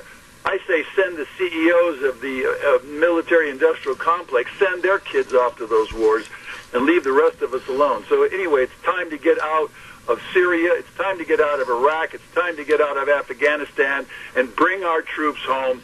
And let's serve our country, and let's spend the next $6 trillion on America, on its infrastructure, on its educational systems, on a betterment for American citizens, for jobs for American citizens. I'm talking about black, white, brown, and red American citizens. Let's do our country $6 trillion. Let's don't spend that money over there in the Middle East. You just touched on exactly the theme of where I think we should go also. I mean, while you were talking, I'm sitting here thinking about the absolute filth, the human waste, and the human waste of lives in San Francisco. I'm thinking about Chicago, a war zone that is comparable to anything that our soldiers are seeing over in Afghanistan with the daily killings, shootings, bullets whizzing all over the place. I'm thinking about the drug trafficking in our major cities that's pilfered into our smaller communities. We've got a lot of cleaning up to do in this country, and we're spending all this money overseas. Let's bring it here and clean up our own boat. Well, exactly. And again, as you all know, I spent the summer going through 40 states here in the United States. I saw firsthand Los Angeles and Seattle, and I saw firsthand in San Francisco, but I also saw firsthand in Denver, Colorado. I mean, here's a rich state. Denver, Colorado's got money, and it's got everything it needs, and we've got 10,000 homeless. We spend, right at the height of the Iraq and Afghanistan wars, we were spending $12 billion a month. We're now down to $4 billion a month over there, doing absolutely nothing of benefit for ourselves or for security or anything like that. And yet we've got our country falling apart at the seams. We got the infrastructure. You can go to the infrastructure and the bridges and the roads here in Colorado, and also in Michigan. When I was in Michigan, even in Lansing, Michigan, in the summertime, you go through Lansing, Michigan, and that used to be my home when I was a Michigan State University student. And there are potholes everywhere. You can break an axle going down the highway, and they're not getting fixed. And they're not getting fixed because all the money is going over to Afghanistan and Syria, and certainly in the Kurdistan and Iraq. I'm tired of it. I want that money to come here to our citizens, to our country. And those CEOs of the military-industrial complex, they can go straight to hell because all they're doing is letting our kids die, and they're making a lot of money and filling their wallets. And I'm tired of it. And after I did all the research on this article, I don't think any American who ever reads this article would sit there and support the troops again. Because if you're supporting the troops, that means, yeah, let's support the war, and let's just get another 60,000 kids killed by suicide because they just went nuts when they're in that theater of war. And I did put this one kid down here. He was put over into Iraq from Fort Carson, Colorado. He died just 2 years ago. It was his 11th deployment in 14 years, and he left behind 3 kids and a wife, mostly not having seen them for most of their lives because the U.S. Army and the military-industrial complex had sent him over there for 11 deployments in 14 years. I mean, that's abuse of our finest and their families. I'm afraid we need to change course on this one, Seth. Well, it boils down to this. It boils down to this, and if someone's offended by it, so be it. And I'll use kind of a cowboy analogy on this. It boils down to there's trouble in Dodge City. Matt Dillon and the rest of his deputies went and put the trouble out, got rid of the trouble, and eradicated the trouble, and then they went back to their office. In other words, we need to go in and win, fight, and let it go at that and not have a continuation of give and take. I'm sick and tired of this mamby-pamby approach. am too, and one of the things that the military-industrial complex and all of those people up there that are sitting there, and it's your two senators and your House member who are facilitating it by voting more money into it, and they've been doing it for the last, literally, 2 decades. 2 decades of war. Come on. And a goat herder nation like the Afghanistan and Iraq, good grief. It shows you the absurdity. But at the same time, we're importing all these Muslims into our country, and these are the Muslims that start wars. These are the Muslims that are destroying Minneapolis. These are the Muslims that have enclaved Detroit, Michigan. There's the same Muslims that are making a mess out of Miami. How do I know? I was just there. And Martin Van Crevald said this, and I'm quoting it: immigration is a form of war in which the violence is delayed, unquote. Anybody here think that we're not going to have unbelievable racial, cultural, and religious unrest from the Muslims that have come into this country? It's in their DNA.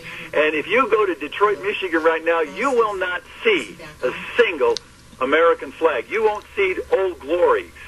Same thing in Minneapolis. And those places are now no-go zones. You really do not want to be in Detroit, Michigan, or Minneapolis, Minnesota, in the Muslim contingent, because they are not Americans. They have not assimilated. They never will assimilate, because the Quran, their holy book, which advocates, and I'm quoting here, convert or kill all non-believers.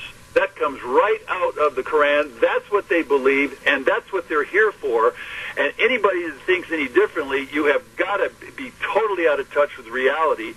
And so it is absurd to sit there and guard the borders of Syria or Lebanon or any of those places over there, and yet our borders are not guarded, and we are simply immigrating these people into this country. We now have, again, we've got 25 honor killings every year in the United States of America. We have over 500,000 cases of female genital mutilation, which is a barbaric absurdity here in our first world country. It's assault and battery, and they're getting away with it. They also bring over 4 wives. We're paying for it. Anybody know that we pay 93% of Muslims in this country remain on welfare and cash welfare? They get EBT cards and cash welfare. 93%. And it's forever. We're paying for them forever with our hard-earned tax dollars, and not benefiting our citizens or our country. That is absurd, and we got to stop it. And the U.S. Congress needs to stop it. And you need to vote somebody out and vote somebody in that's actually going to stand for America and our citizens, rather than bringing all these foreigners into our country. It's just absurd beyond belief. Absolutely. I could not agree with you more, and we will not ever on this program, or especially during this segment, pull any punches. We're going to tell the truth the way it is. Frosty Woldridge, Golden, Colorado, my dear, dear friend, God bless you, and we'll talk to you next Monday. Thank you. Thank you, Zeb. Godspeed, my friend. Thank you. Always enjoy having him on, because it's the truth. It's absolutely going to be the truth. And for those that can't stand the truth, well, then you'd better just listen to Barry Manilow. Time for the weather, and the weather brought to you by Philip. Caller, I'll be right there. I'm going to play the weather first, and we'll be right with you. Phillips Oaks, Goodwin, Crane and Company, providing accounting services to the Mini-Cash area for well over 50 years. They are the best at what they do. I know that. We go there. They absolutely can help you, your family, and your business with the best of tax return preparation, tax planning, financial statement preparation, retirement planning. They are there to serve you with 2 locations at 1710 Overland in Burley and 625th Street in Rupert. Phillips Oaks, Goodwin, Crane and Company. And right now, here's Gina with the weather. Well, we are expecting mostly sunny skies for this week, but temperatures are going to be dropping. Here's a look at your weather forecast. Mostly sunny skies for today. It is going to be breezy, winds out of the west at about 15 miles an hour. Gusts as high as 35 miles an hour. We are expecting a high of 52. Tonight, that breeze is going to continue. Partly cloudy skies with a low of 38. We could have wind gusts as high as 35 miles an hour. For tomorrow, mostly sunny skies, breezy with a high of 61. Looks like partly cloudy, breezy, and a low of 48 for for Tuesday night. By Wednesday, mostly sunny skies. Winds going to be dying down just a little bit with a high of 55. And by Thursday, sunny and 53. That's a look at your weather forecast for Zeb at the Range. Gina, thank you very much. And the weather brought to you by Phillips Oaks Goodwin Crane and Company. As I've said, they can help you, your family, and your business with the best of accounting services. They've been the best in the Mini-Cash area for well over 50 years. Phillips Oaks Goodwin Crane and Company. Caller, good morning. Quickly, I've only got 1 minute before I have a break. Well, you know how in California they got brownouts because the government down there is putting a squeeze on Pacific Gas and Electric, and then Gavin Newsom tells them that they're mismanaging their company. Well, what a jerk. But here, can you imagine if we had brownouts here? When the power went out on Saturday night, dairies were shut down to the point you got to milk a cow at least twice a day, if not, and then in some cases, they're milking them 3 times. And then cows can't get milk. It's hell. And I know for a fact, yesterday I was talking to a big dairyman in Wendell, and it was a damn disaster. And then I had a friend of mine, a guy I'm doing work for, he's got a pivot hipped over. And see, all this stuff is occurring because of the weather, but and it's hard on these people. But can you imagine if they were living in California and they had intentional brownouts? How would you get your work done? That's absolutely the truth, Randy, and I appreciate you bringing that point up. Thank you, my friend. I got to run and do a commercial, but I do appreciate your call. Thank you so much. Wheels, I got to ask you, because it's becoming more pronounced today than ever in my headsets. Are we getting any hum on the air? Do you notice any hum, or is everything okay?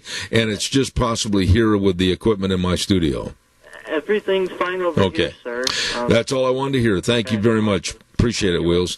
Don't forget, too, our friends at Cameron and Siemens Insurance, Highway 24 in Rupert. Don't forget the best of life insurance, health insurance, retirement planning, employee benefits, all of this and so much more with personalized service to you, your family, and your business.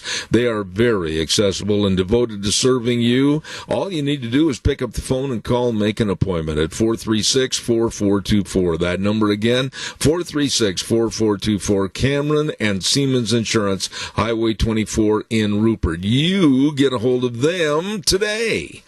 We're going to take a little break and come back with Mary Colbert coming up next from Orlando, Florida, speaker and author. And then at 10:30, Pastor Paula White. Don't go away, Zeb at the Ranch. I'll be right back.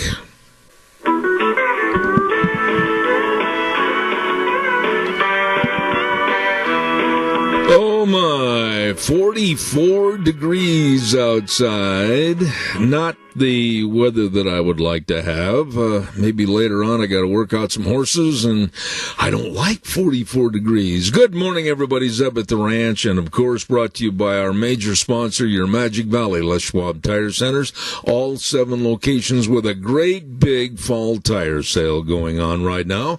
And also some of our other fine advertisers, including Burley Physical Therapy and Rehabilitation at 1263 Bennett Avenue, Suite 2 in Burley, helping you get back to being you. And let's not forget Greystone Crossing Independent Senior Living at 1221 21st Street in Hayburn. Seniors living the good life with friends.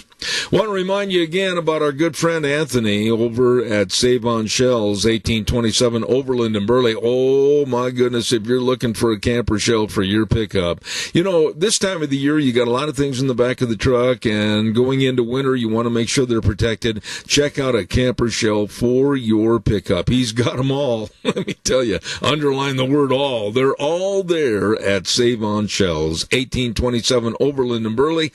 Anthony, of course, with quality service and low prices, and he knows about all the camper shells and how to get them for your vehicle. So please call him today at 312-1525. Save on Shells, 1827 Overland in Burley. Right now, we're going to go to the phone line. I'm not going to waste a minute more on anything else except introducing our next guest. And she is an author and a speaker and the author of the book 7 Pillars of Health. And we say also she's the founder of the Nation Builders Prayer Effort. Good morning, Mary Colbert. How are you? Good morning. Good morning. Thank you for having me. Well, it's really nice to have you on the program, and I think rather than me sit here and go this way and expound upon this and everything, why don't you give us a little background about you and what you do? Okay. I'm happy to do that. My husband is Dr. Donald Colbert. He's well known.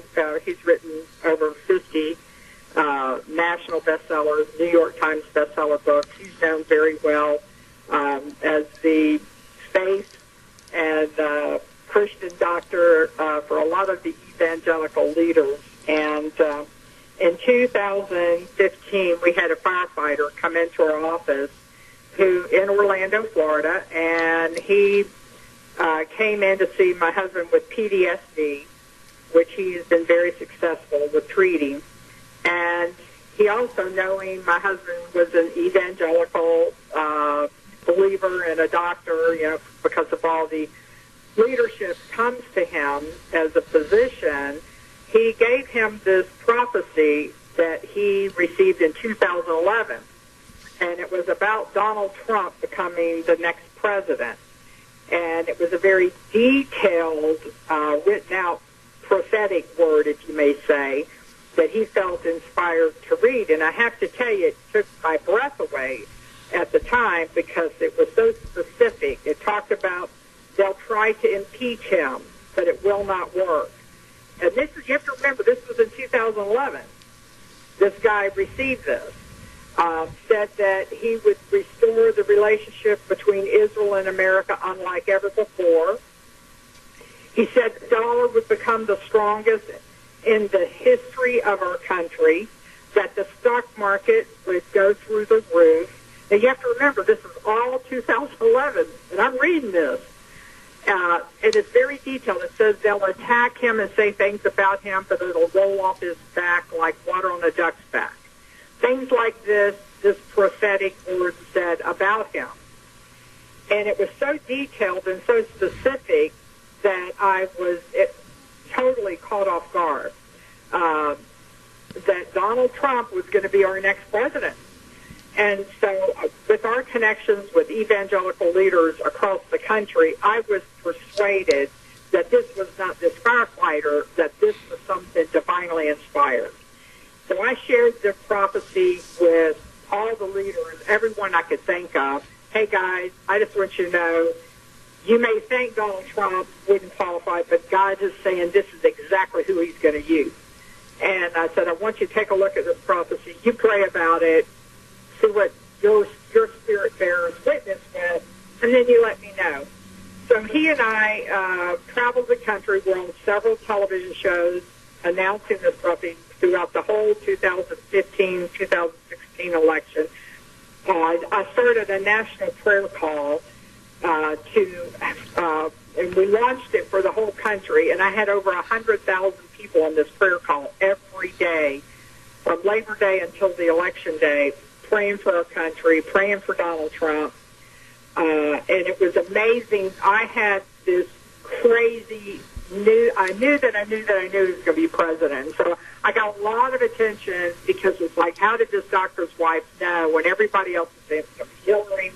And I was very cocky and I was very arrogant about it. I'll be honest with you. I laughed at people. I go, just watch. I'm telling you, this is going to happen. God is on the throne. And so anyway, of course, we all know what happened. Now, interesting enough, the same firefighter, during the 2016, he received what he believed was another inspiration, that a judge was going to die, and it wasn't who we thought. And he said, Donald Trump will not just replace one Supreme Court justice, he's going to end up replacing 5 Supreme Court justices. And after the 5th one, Roe versus Wade will be overturned and sent back to the states. So that was another specific. Well, I'm not kidding. Just absolutely, folks. If you don't believe me, it is what it is. I make no money for this. And I literally 2 weeks after he came in our office and told me that Judge Scalia died, and he called me on the phone and he says, "Did you hear the news?" And I was like, "Oh my gosh!" I said, "This is incredible." And so I felt pretty confident because of that as well, that this guy was hearing. He was getting inspirations that were divine, and I just really believed it. I thought, there's no way this guy knew this, and yet if he had told me personally, I would have wondered. So from that, of course, our victory, a movie was actually made about the firefighter, and it's called The Trump Prophecy, and it's in DVD form. You can get the movie and watch it. True story, absolutely true story, what happened, everything that did happen about it. So I have a book coming out in January. It's called Prayer That Changes Everything.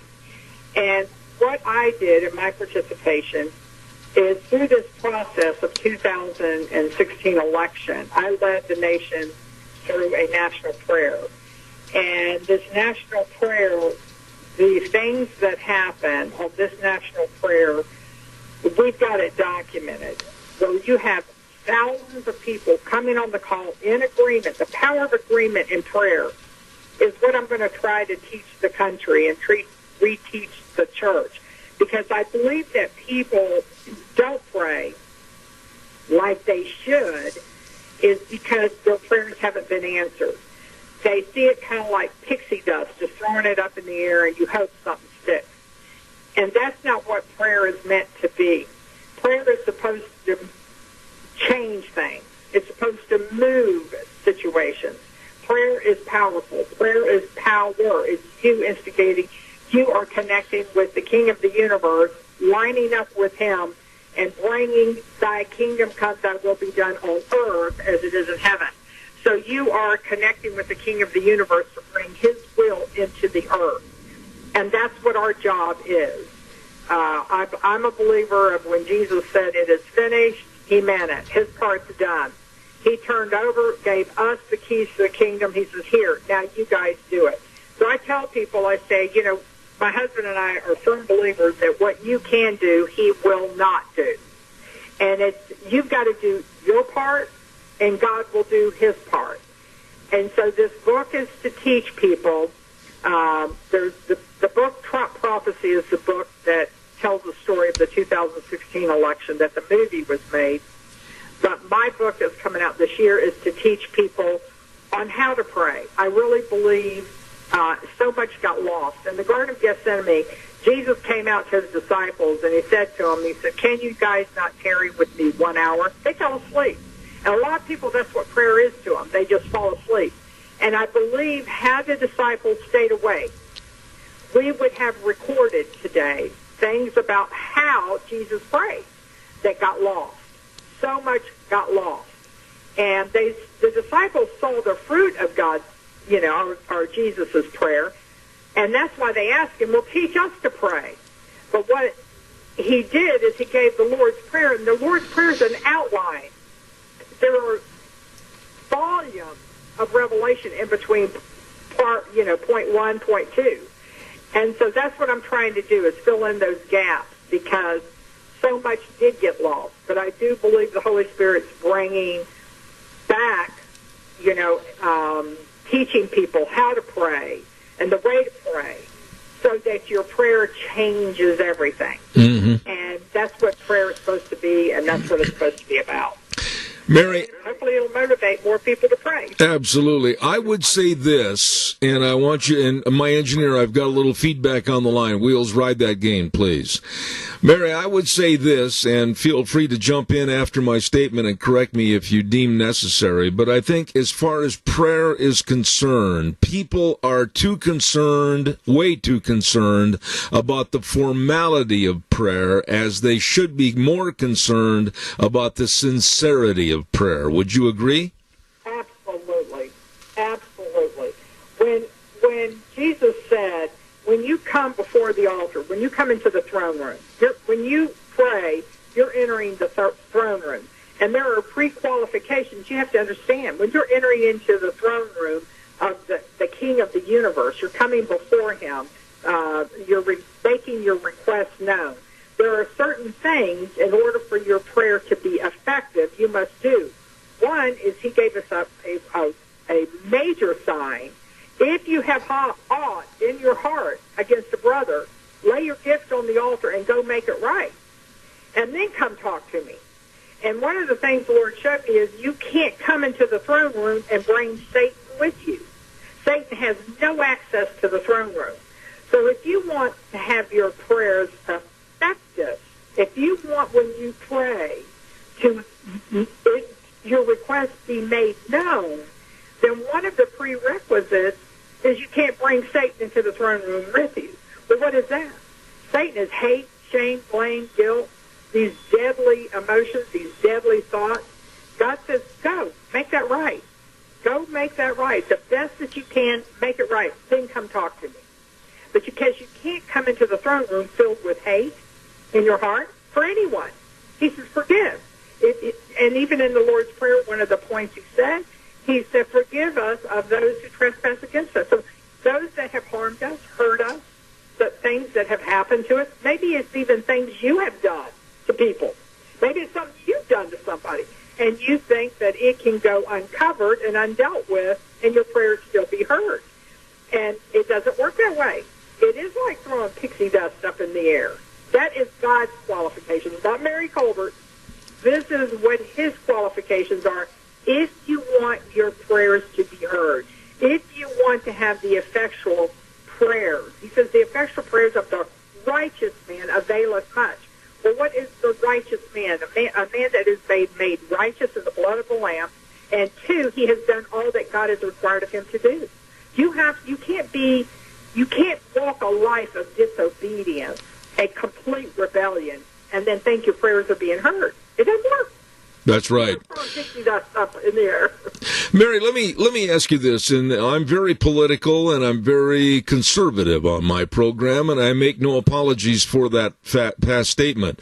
But I'm looking at now in politics, I think, a time where I've never seen a chasm, a divide, a complete chaotic mess like it is in America today, with one party basically being anti-God, anti-Christian, anti-right and wrong, and another party that's too lazy to stand up for moral values in this country. Do you agree with that synopsis? I couldn't agree with you more. But what's happening is there is a war for the soul of the United States of America. We are at war right now, folks. This is the hottest it's probably been since Abraham Lincoln, as far as the soul of this nation that is at war. And we are in a battle, a spiritual battle, and it's going to be won not only at the voting booth, because that's going to be critical, but on your knees praying, thy kingdom come, thy will be done in this country. One of the things that the Lord showed me during the midterms, I was holding a national prayer call on the midterms because people were bombarding me. Mary, you got to do it again. You need to do it again. And halfway through the midterms, as we prayed, and we had over 200,000 people, 144 countries on this national prayer call. And my website is marycolbert.us. You can go in there, and there are national prayer leaders for every state going on all over the country now that has come as a result of this prayer call. But on this midterm prayer call, halfway through one morning, because I would seek the Lord before the prayer, and one morning I heard him say, now, Mary, I know you've given up on the Democratic Party, but I want you to know I haven't. And that rocked my world, I have to tell you. I know I heard that. And I thought, Lord, what do you mean? He goes, I want you to have the people to begin to pray for the Democratic Party. And I was like, they're not going to want to hear this. I thought, oh, boy, I was knocking in my knees. I knew it was going to make people mad. I was going to get calls and emails. But he said, listen, I set this government up, the United States of America, as a balanced system. It's like a husband and wife. A husband and wife, between the two, you get my view. No two see things the same all the time. No two always agree all the time. But between the two, you'll get my counsel. He said, in this country, I set up these two democratic processes of the republic so that when one party gets all in power, they become all corrupt. They are to help offset and balance each other of honesty. And he says that keeps them from becoming corrupt. So he says, so tell the people they're not going to get everything they want. And the reason is because I want to motivate the evangelical base, or my people, he said, is the way he said it, to begin to pray for the Democratic Party to come back to me.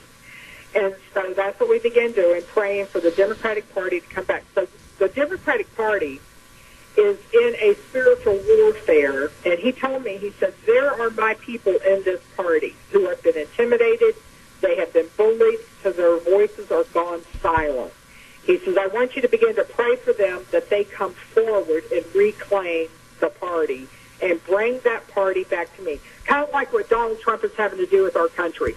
Bring this country back to the principle of a Christian nation. We had Obama traveling the country telling people we are not a Christian nation, and yes, we are. And no, we haven't been acting like it, but yes, we are a Christian nation, and God has used that man to bring the focus back onto him, and we need the Democratic Party to join us. It's gone so far off the cliff from away from God, it's like it's not even a party that my parents and grandparents, if they were alive today, would recognize. They would be mortified at the Democratic Party as to who they are and what they represent. I mean, think about it. They are for killing late-term abortions. And if the baby survives, it's okay. Go ahead and kill them.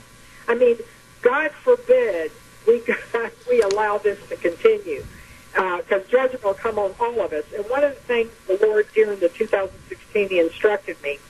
He said, Mary, if my people who are called by my name will humble themselves, seek my face, turn from their wicked ways, then will I hear from heaven and heal their land.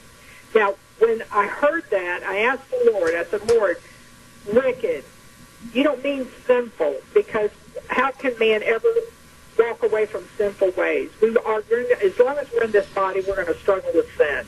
So I know that's not what you're talking about. And he told me, he says, read in Matthew what I say wicked is.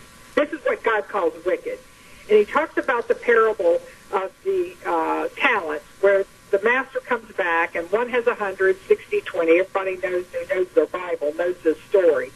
And it says, and he goes to one, the guy who has one thing. He said, what did you do with what I gave you? And he said, oh, I know you're harsh man, so I hid it. I did nothing with it.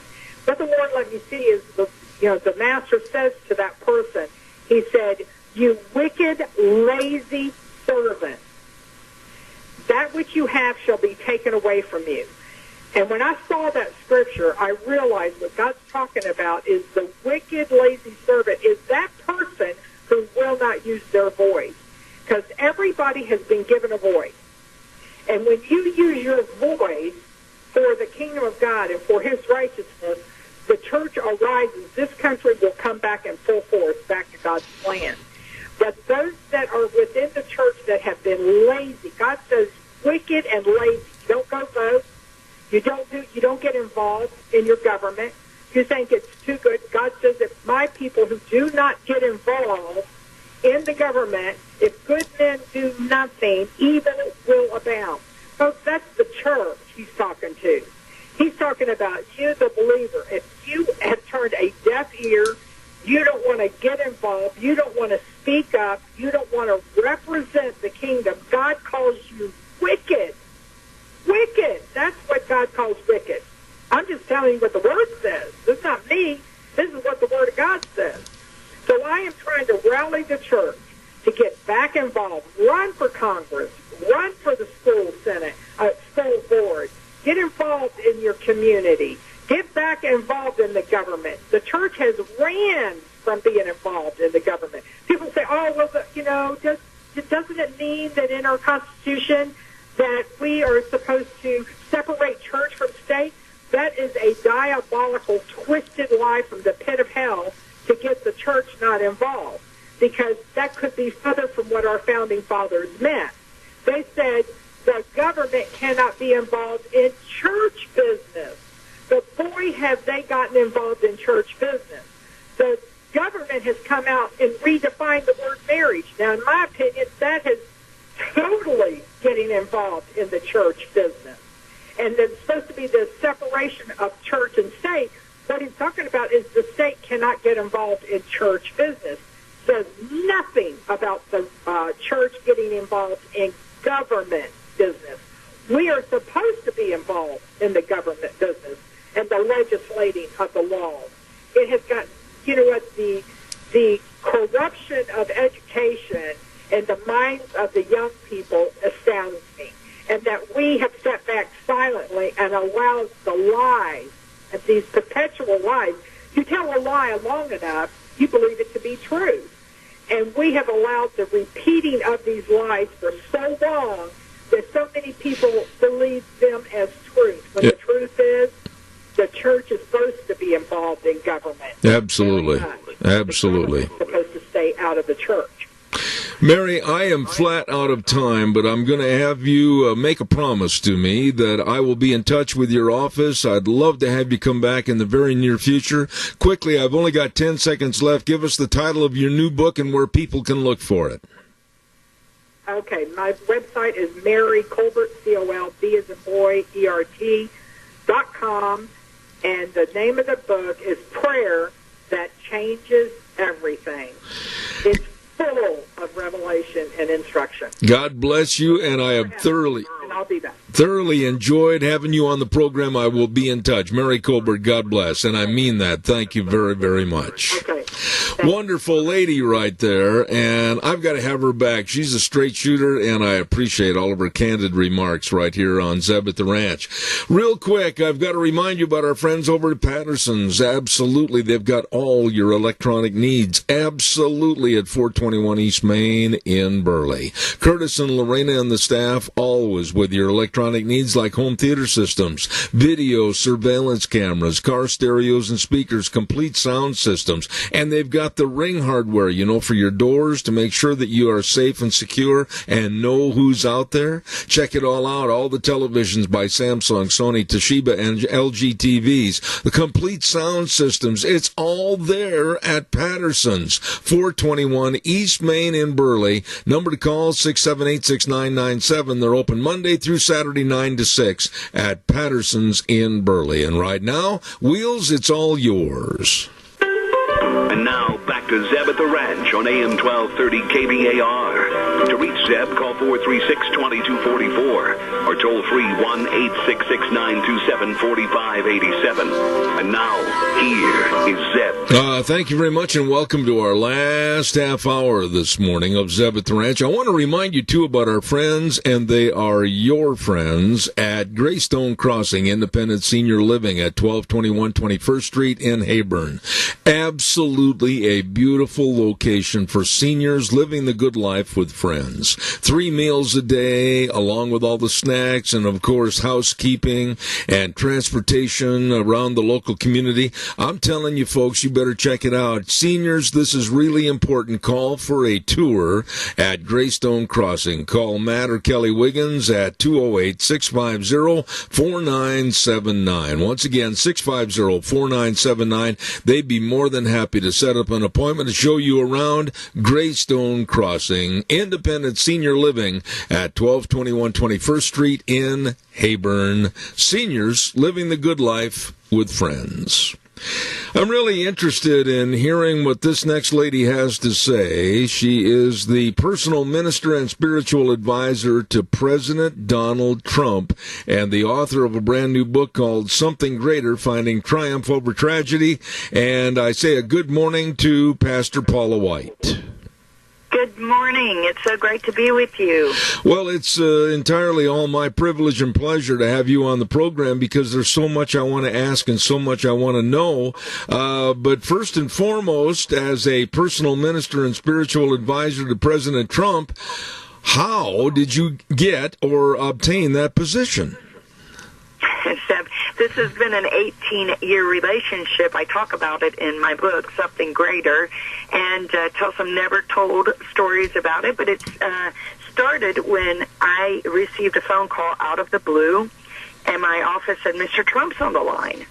And I said, sure. And they said, no, for real, Pastor Paul, Mr. Trump's on the line. So I picked up, and he immediately said, you have the it factor. I said, oh, sir, we call that the anointing. And he began to verbatim quote to me 3 of my sermons, almost verbatim, like the value of vision. And I thought, pastored a church of over 20,000 at that point, I thought, boy, he listens better than most of my congregation.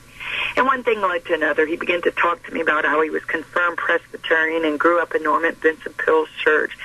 As a Presbyterian, he'd go on Saturday school and Sunday school, and then they transferred their membership over to Norman Vincent Peale's, and he was there until the day he announced his retirement when he was 95 years old. And just began to talk about life. I was doing a Bible study for the New York Yankees at the time, and he said, are you in New York? And so I was, and I met up with him and his family and his staff, and it became a very close person and became his pastor. And so this is not a new relationship. This wasn't a political relationship. This was 18 years ago, a man that was a very successful billionaire that was watching Christian television.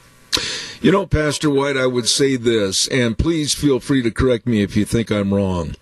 When I and a lot of Americans watch Donald Trump, they see a hard, cold, brazen, arrogant man. I'm not saying I'm against him. As a matter of fact, I'm a huge supporter. But I think they see his personality summed up in those words. However, I saw a different Donald Trump a matter of days ago when he was talking about the soldiers' caskets being unloaded from an Air Force cargo plane, and I saw a complete softness and almost a complete turnaround from what the general public normally sees of Donald Trump. You know both sides. Which one is the Donald Trump that we can expect to trust? You just saw a part of him who is the real, I say the man, the human, the father, the husband. I see that continually. I see that with his staff. I see that with his children. I see that if he happens to interrupt First Lady Melania, him reach over and say, excuse me, baby, or walk down holding her hand, or, just his grandkids around him. And so a very, what you would describe as a more tender man. But there is the persona that you've got to remember. This is a New Yorker, yep. Tough businessman who is courageous. Politics is a battle. It's, so I'm sure what people say I always say that he never starts a fight, but he certainly will finish it. But that's what he does. When I say professionally, as that person, he's not afraid to make tough decisions. He's courageous. But there is that very caring, compassionate, giving side to him. He's an extreme family man, cares about people, very loyal to people. I could tell you story after story. Like, for instance, as a businessman, and I talk about this in my book, I brought in a very large minister's sister, and her friend Deborah came with me, who I'd known for years, and we walked up, and he was talking to this minister's sister. That's one of the largest ministries in the world. And he looks over to Deborah, and he says, now, what do you do? And she said, well, sir, I have a ministry to the streets, to the prostitutes. And before she could even finish, he's going, Ronna. And he says, bring me my checkbook.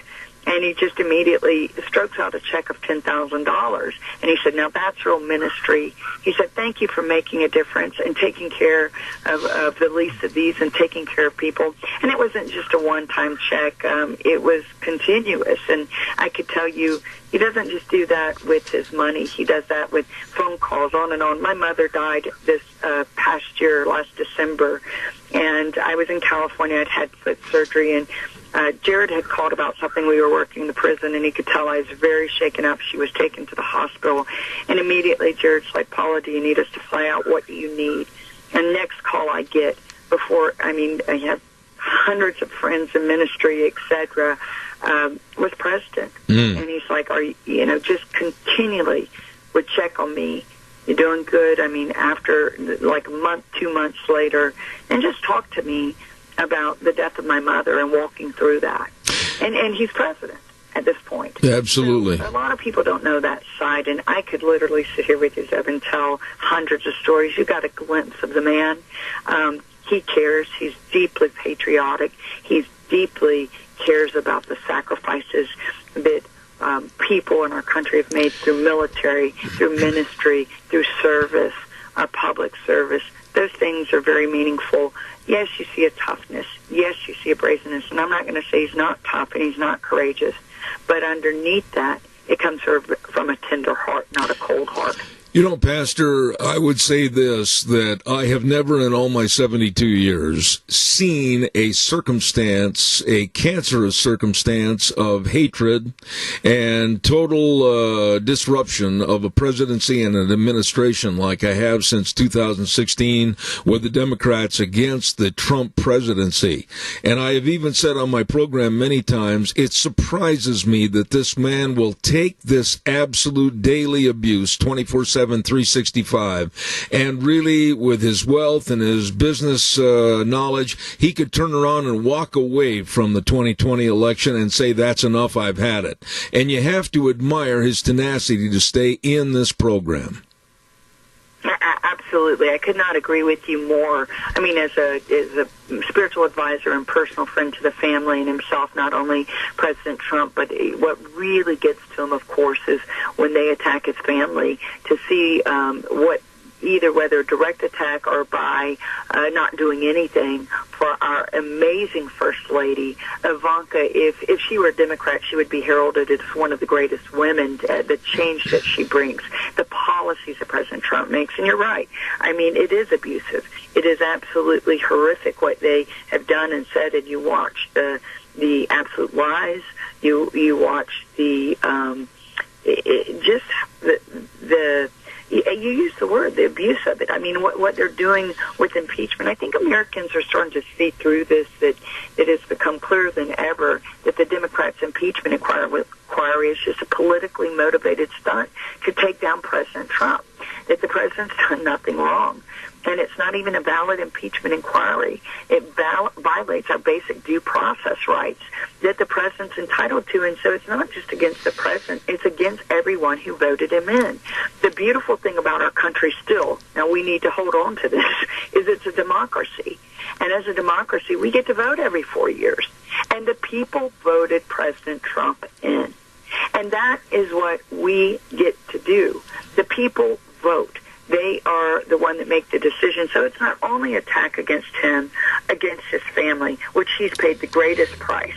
And honestly, I'm with you. I watch it up close and personal, and I don't know any human being without the grace of God that would be able to stand under the stress and the pressure that they stand under. And not only that, you look at him, every president without this kind of hatred and this kind of nonsense and crazy kind of attack usually ages 10 years within the first few years. He's more energized. He is energized. He truly knows that he is fighting for the American people. And we look at what is that fight for. You begin to look at all his policy and the accomplishments, what he's done.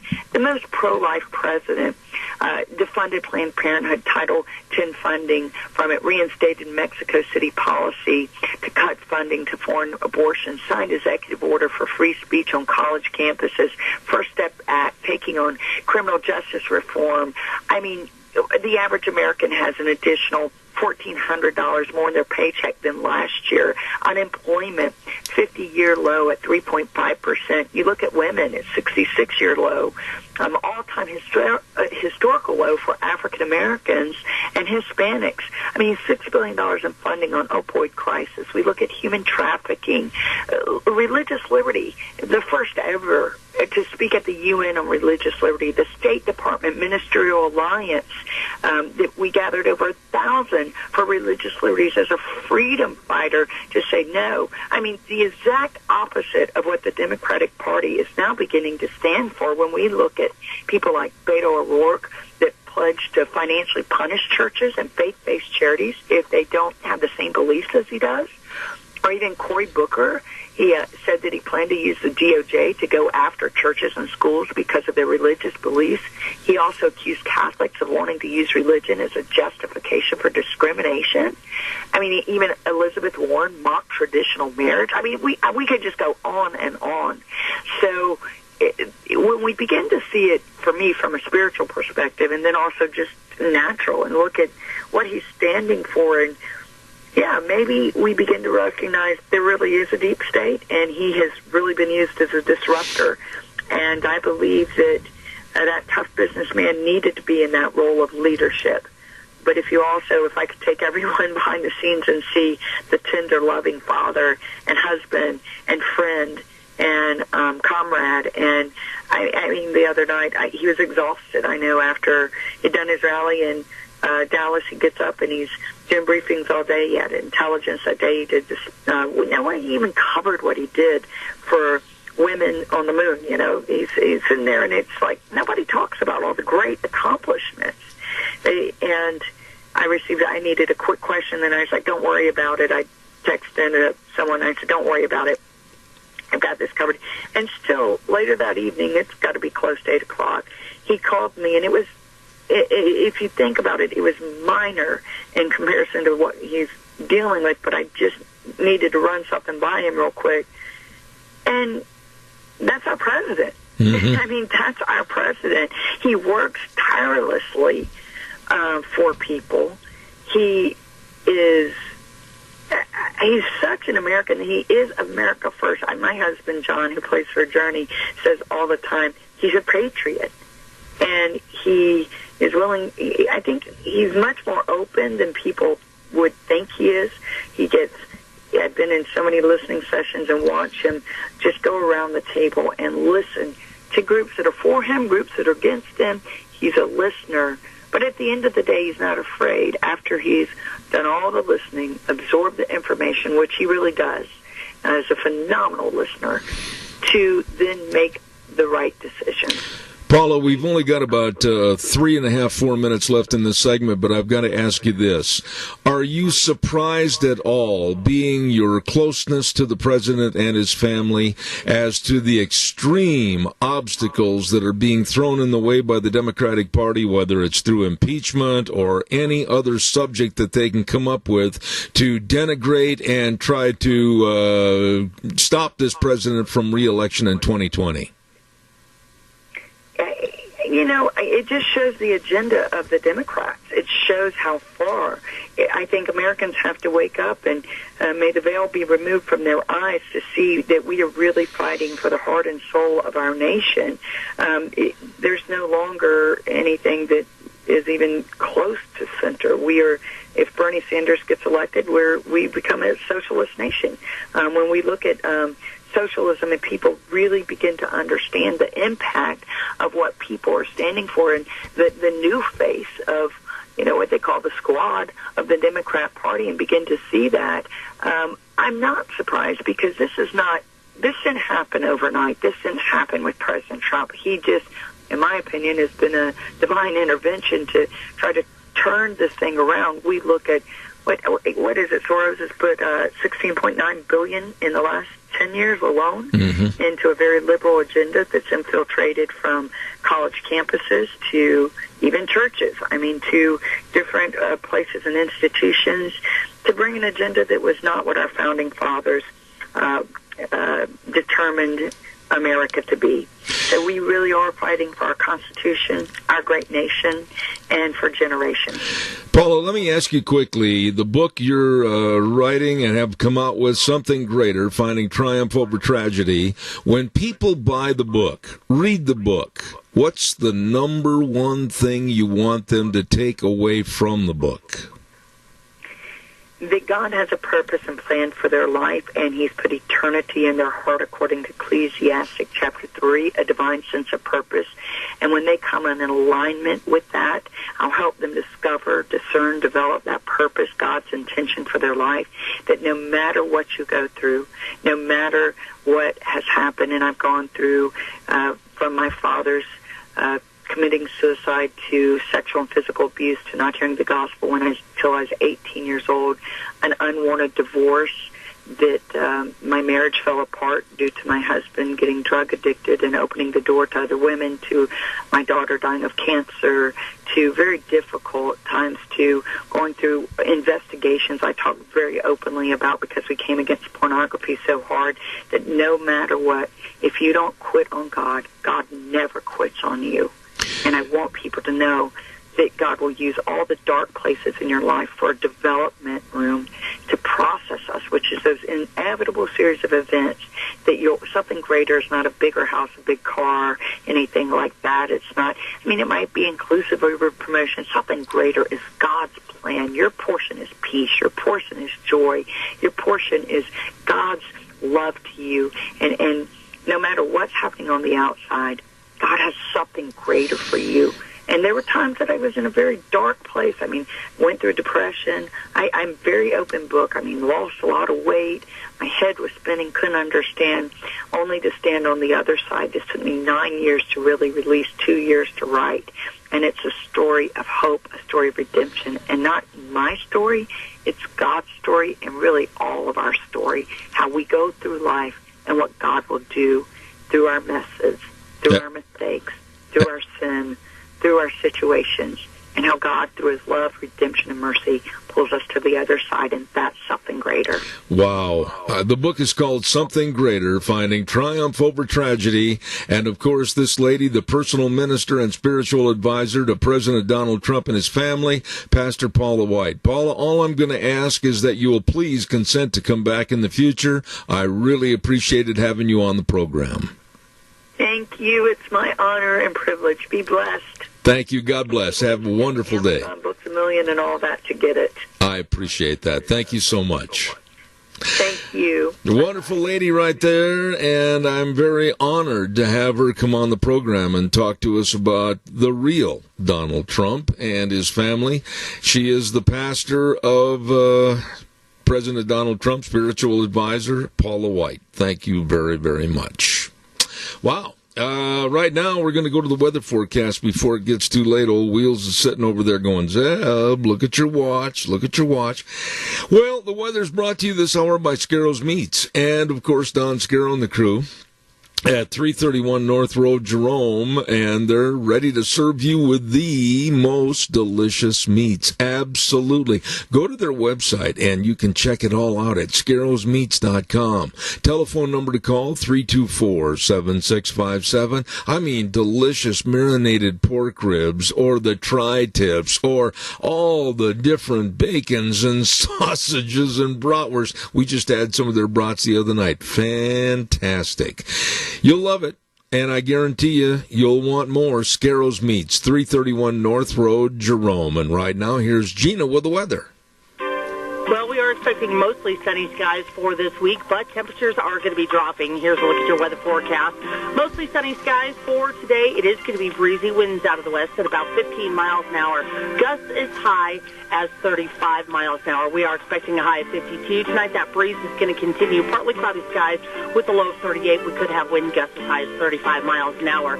For tomorrow, mostly sunny skies, breezy with a high of 61. Looks like partly cloudy, breezy, and a low of 40 for Tuesday night. By Wednesday, mostly sunny skies. Winds are going to be dying down just a little bit with a high of 55. And by Thursday, sunny and 53. That's a look at your weather forecast for Zeb at the Ranch. She does a great job with that weather. Thank you, Gina, and it's brought to you by Scarro's Meats. Don and his wonderful folks over there at 331 North Road, Jerome, serving you with the best of meats. And I'll tell you, it's true. The number to call, 324-7657. They are changing the way we eat, one delicious bite at a time at Scarro's Meats. Let's see what we have cooking for tomorrow on the program. I know we've got some really interesting guests. Tomorrow on the program, the 22nd of October, Dan Kish, and we're going to be talking about energy or the lack of, according to the enviros and groups like Idaho Power, etc. And then Raynard Jackson, one of our very favorite guests, is going to come on the program. Nobody is more straightforward about race problems or racism than Raynard Jackson. Dr. Mr. History is going to be back here tomorrow, right here in the studio. And then we're expecting Colonel Sargis Sangeri to come back on the program and talk about the problems in Iran, Iraq, Afghanistan, and Syria. He knows probably more about it than many in this country, and he's been there, done that type of thing, and he's going to be on the program tomorrow. Want to remind you, too, about your Magic Valley Les Schwab Tire Centers. All 7 locations are serving you with a really big fall tire sale going on right now. And like on a set of 4 select light truck and SUV tires, you could save up to $152. Well, they've been doing the right thing since 1952 at all the Magic Valley Les Schwab Tire Centers, and they also are serving you with the best of brake service and front-end alignments and shocks and struts and batteries. Boy, this weather, if it's going to start getting colder and stay colder, you better make sure that engine's going to turn over in the morning. Check your battery. They've got the best of batteries if you need one. Lane and Rupert, Dave on Blue Lakes and Twin, Mike and Buell, Mike and Jerome, the Twist family and Paul, Daniel on Poline in Twin Falls, and Trent on Overland in Burley. The best. Your Magic Valley Les Schwab Tire Centers. We're going to get out of here. A reminder of Lunch Bunch being on Thursday at Denny's Restaurant, 611 North Overland in Burley. Don't forget, it's our Halloween costume contest, and we've got prizes for the best Halloween costume. Our thanks also for our gift certificate donors, Walmart, Smith's Foods, Hanson Mortuary, Stokes Groceries, Doug Martin, Denny's. Thank you so much for what you do. That's coming up Thursday at 11:30 at America's Diner, Denny's in Burley. Right now, we're going to say have a great day, and we always end the program by saying the way things were or the way things ought to be, but the most important 4 words are, in God we trust. See you tomorrow morning at 8:06.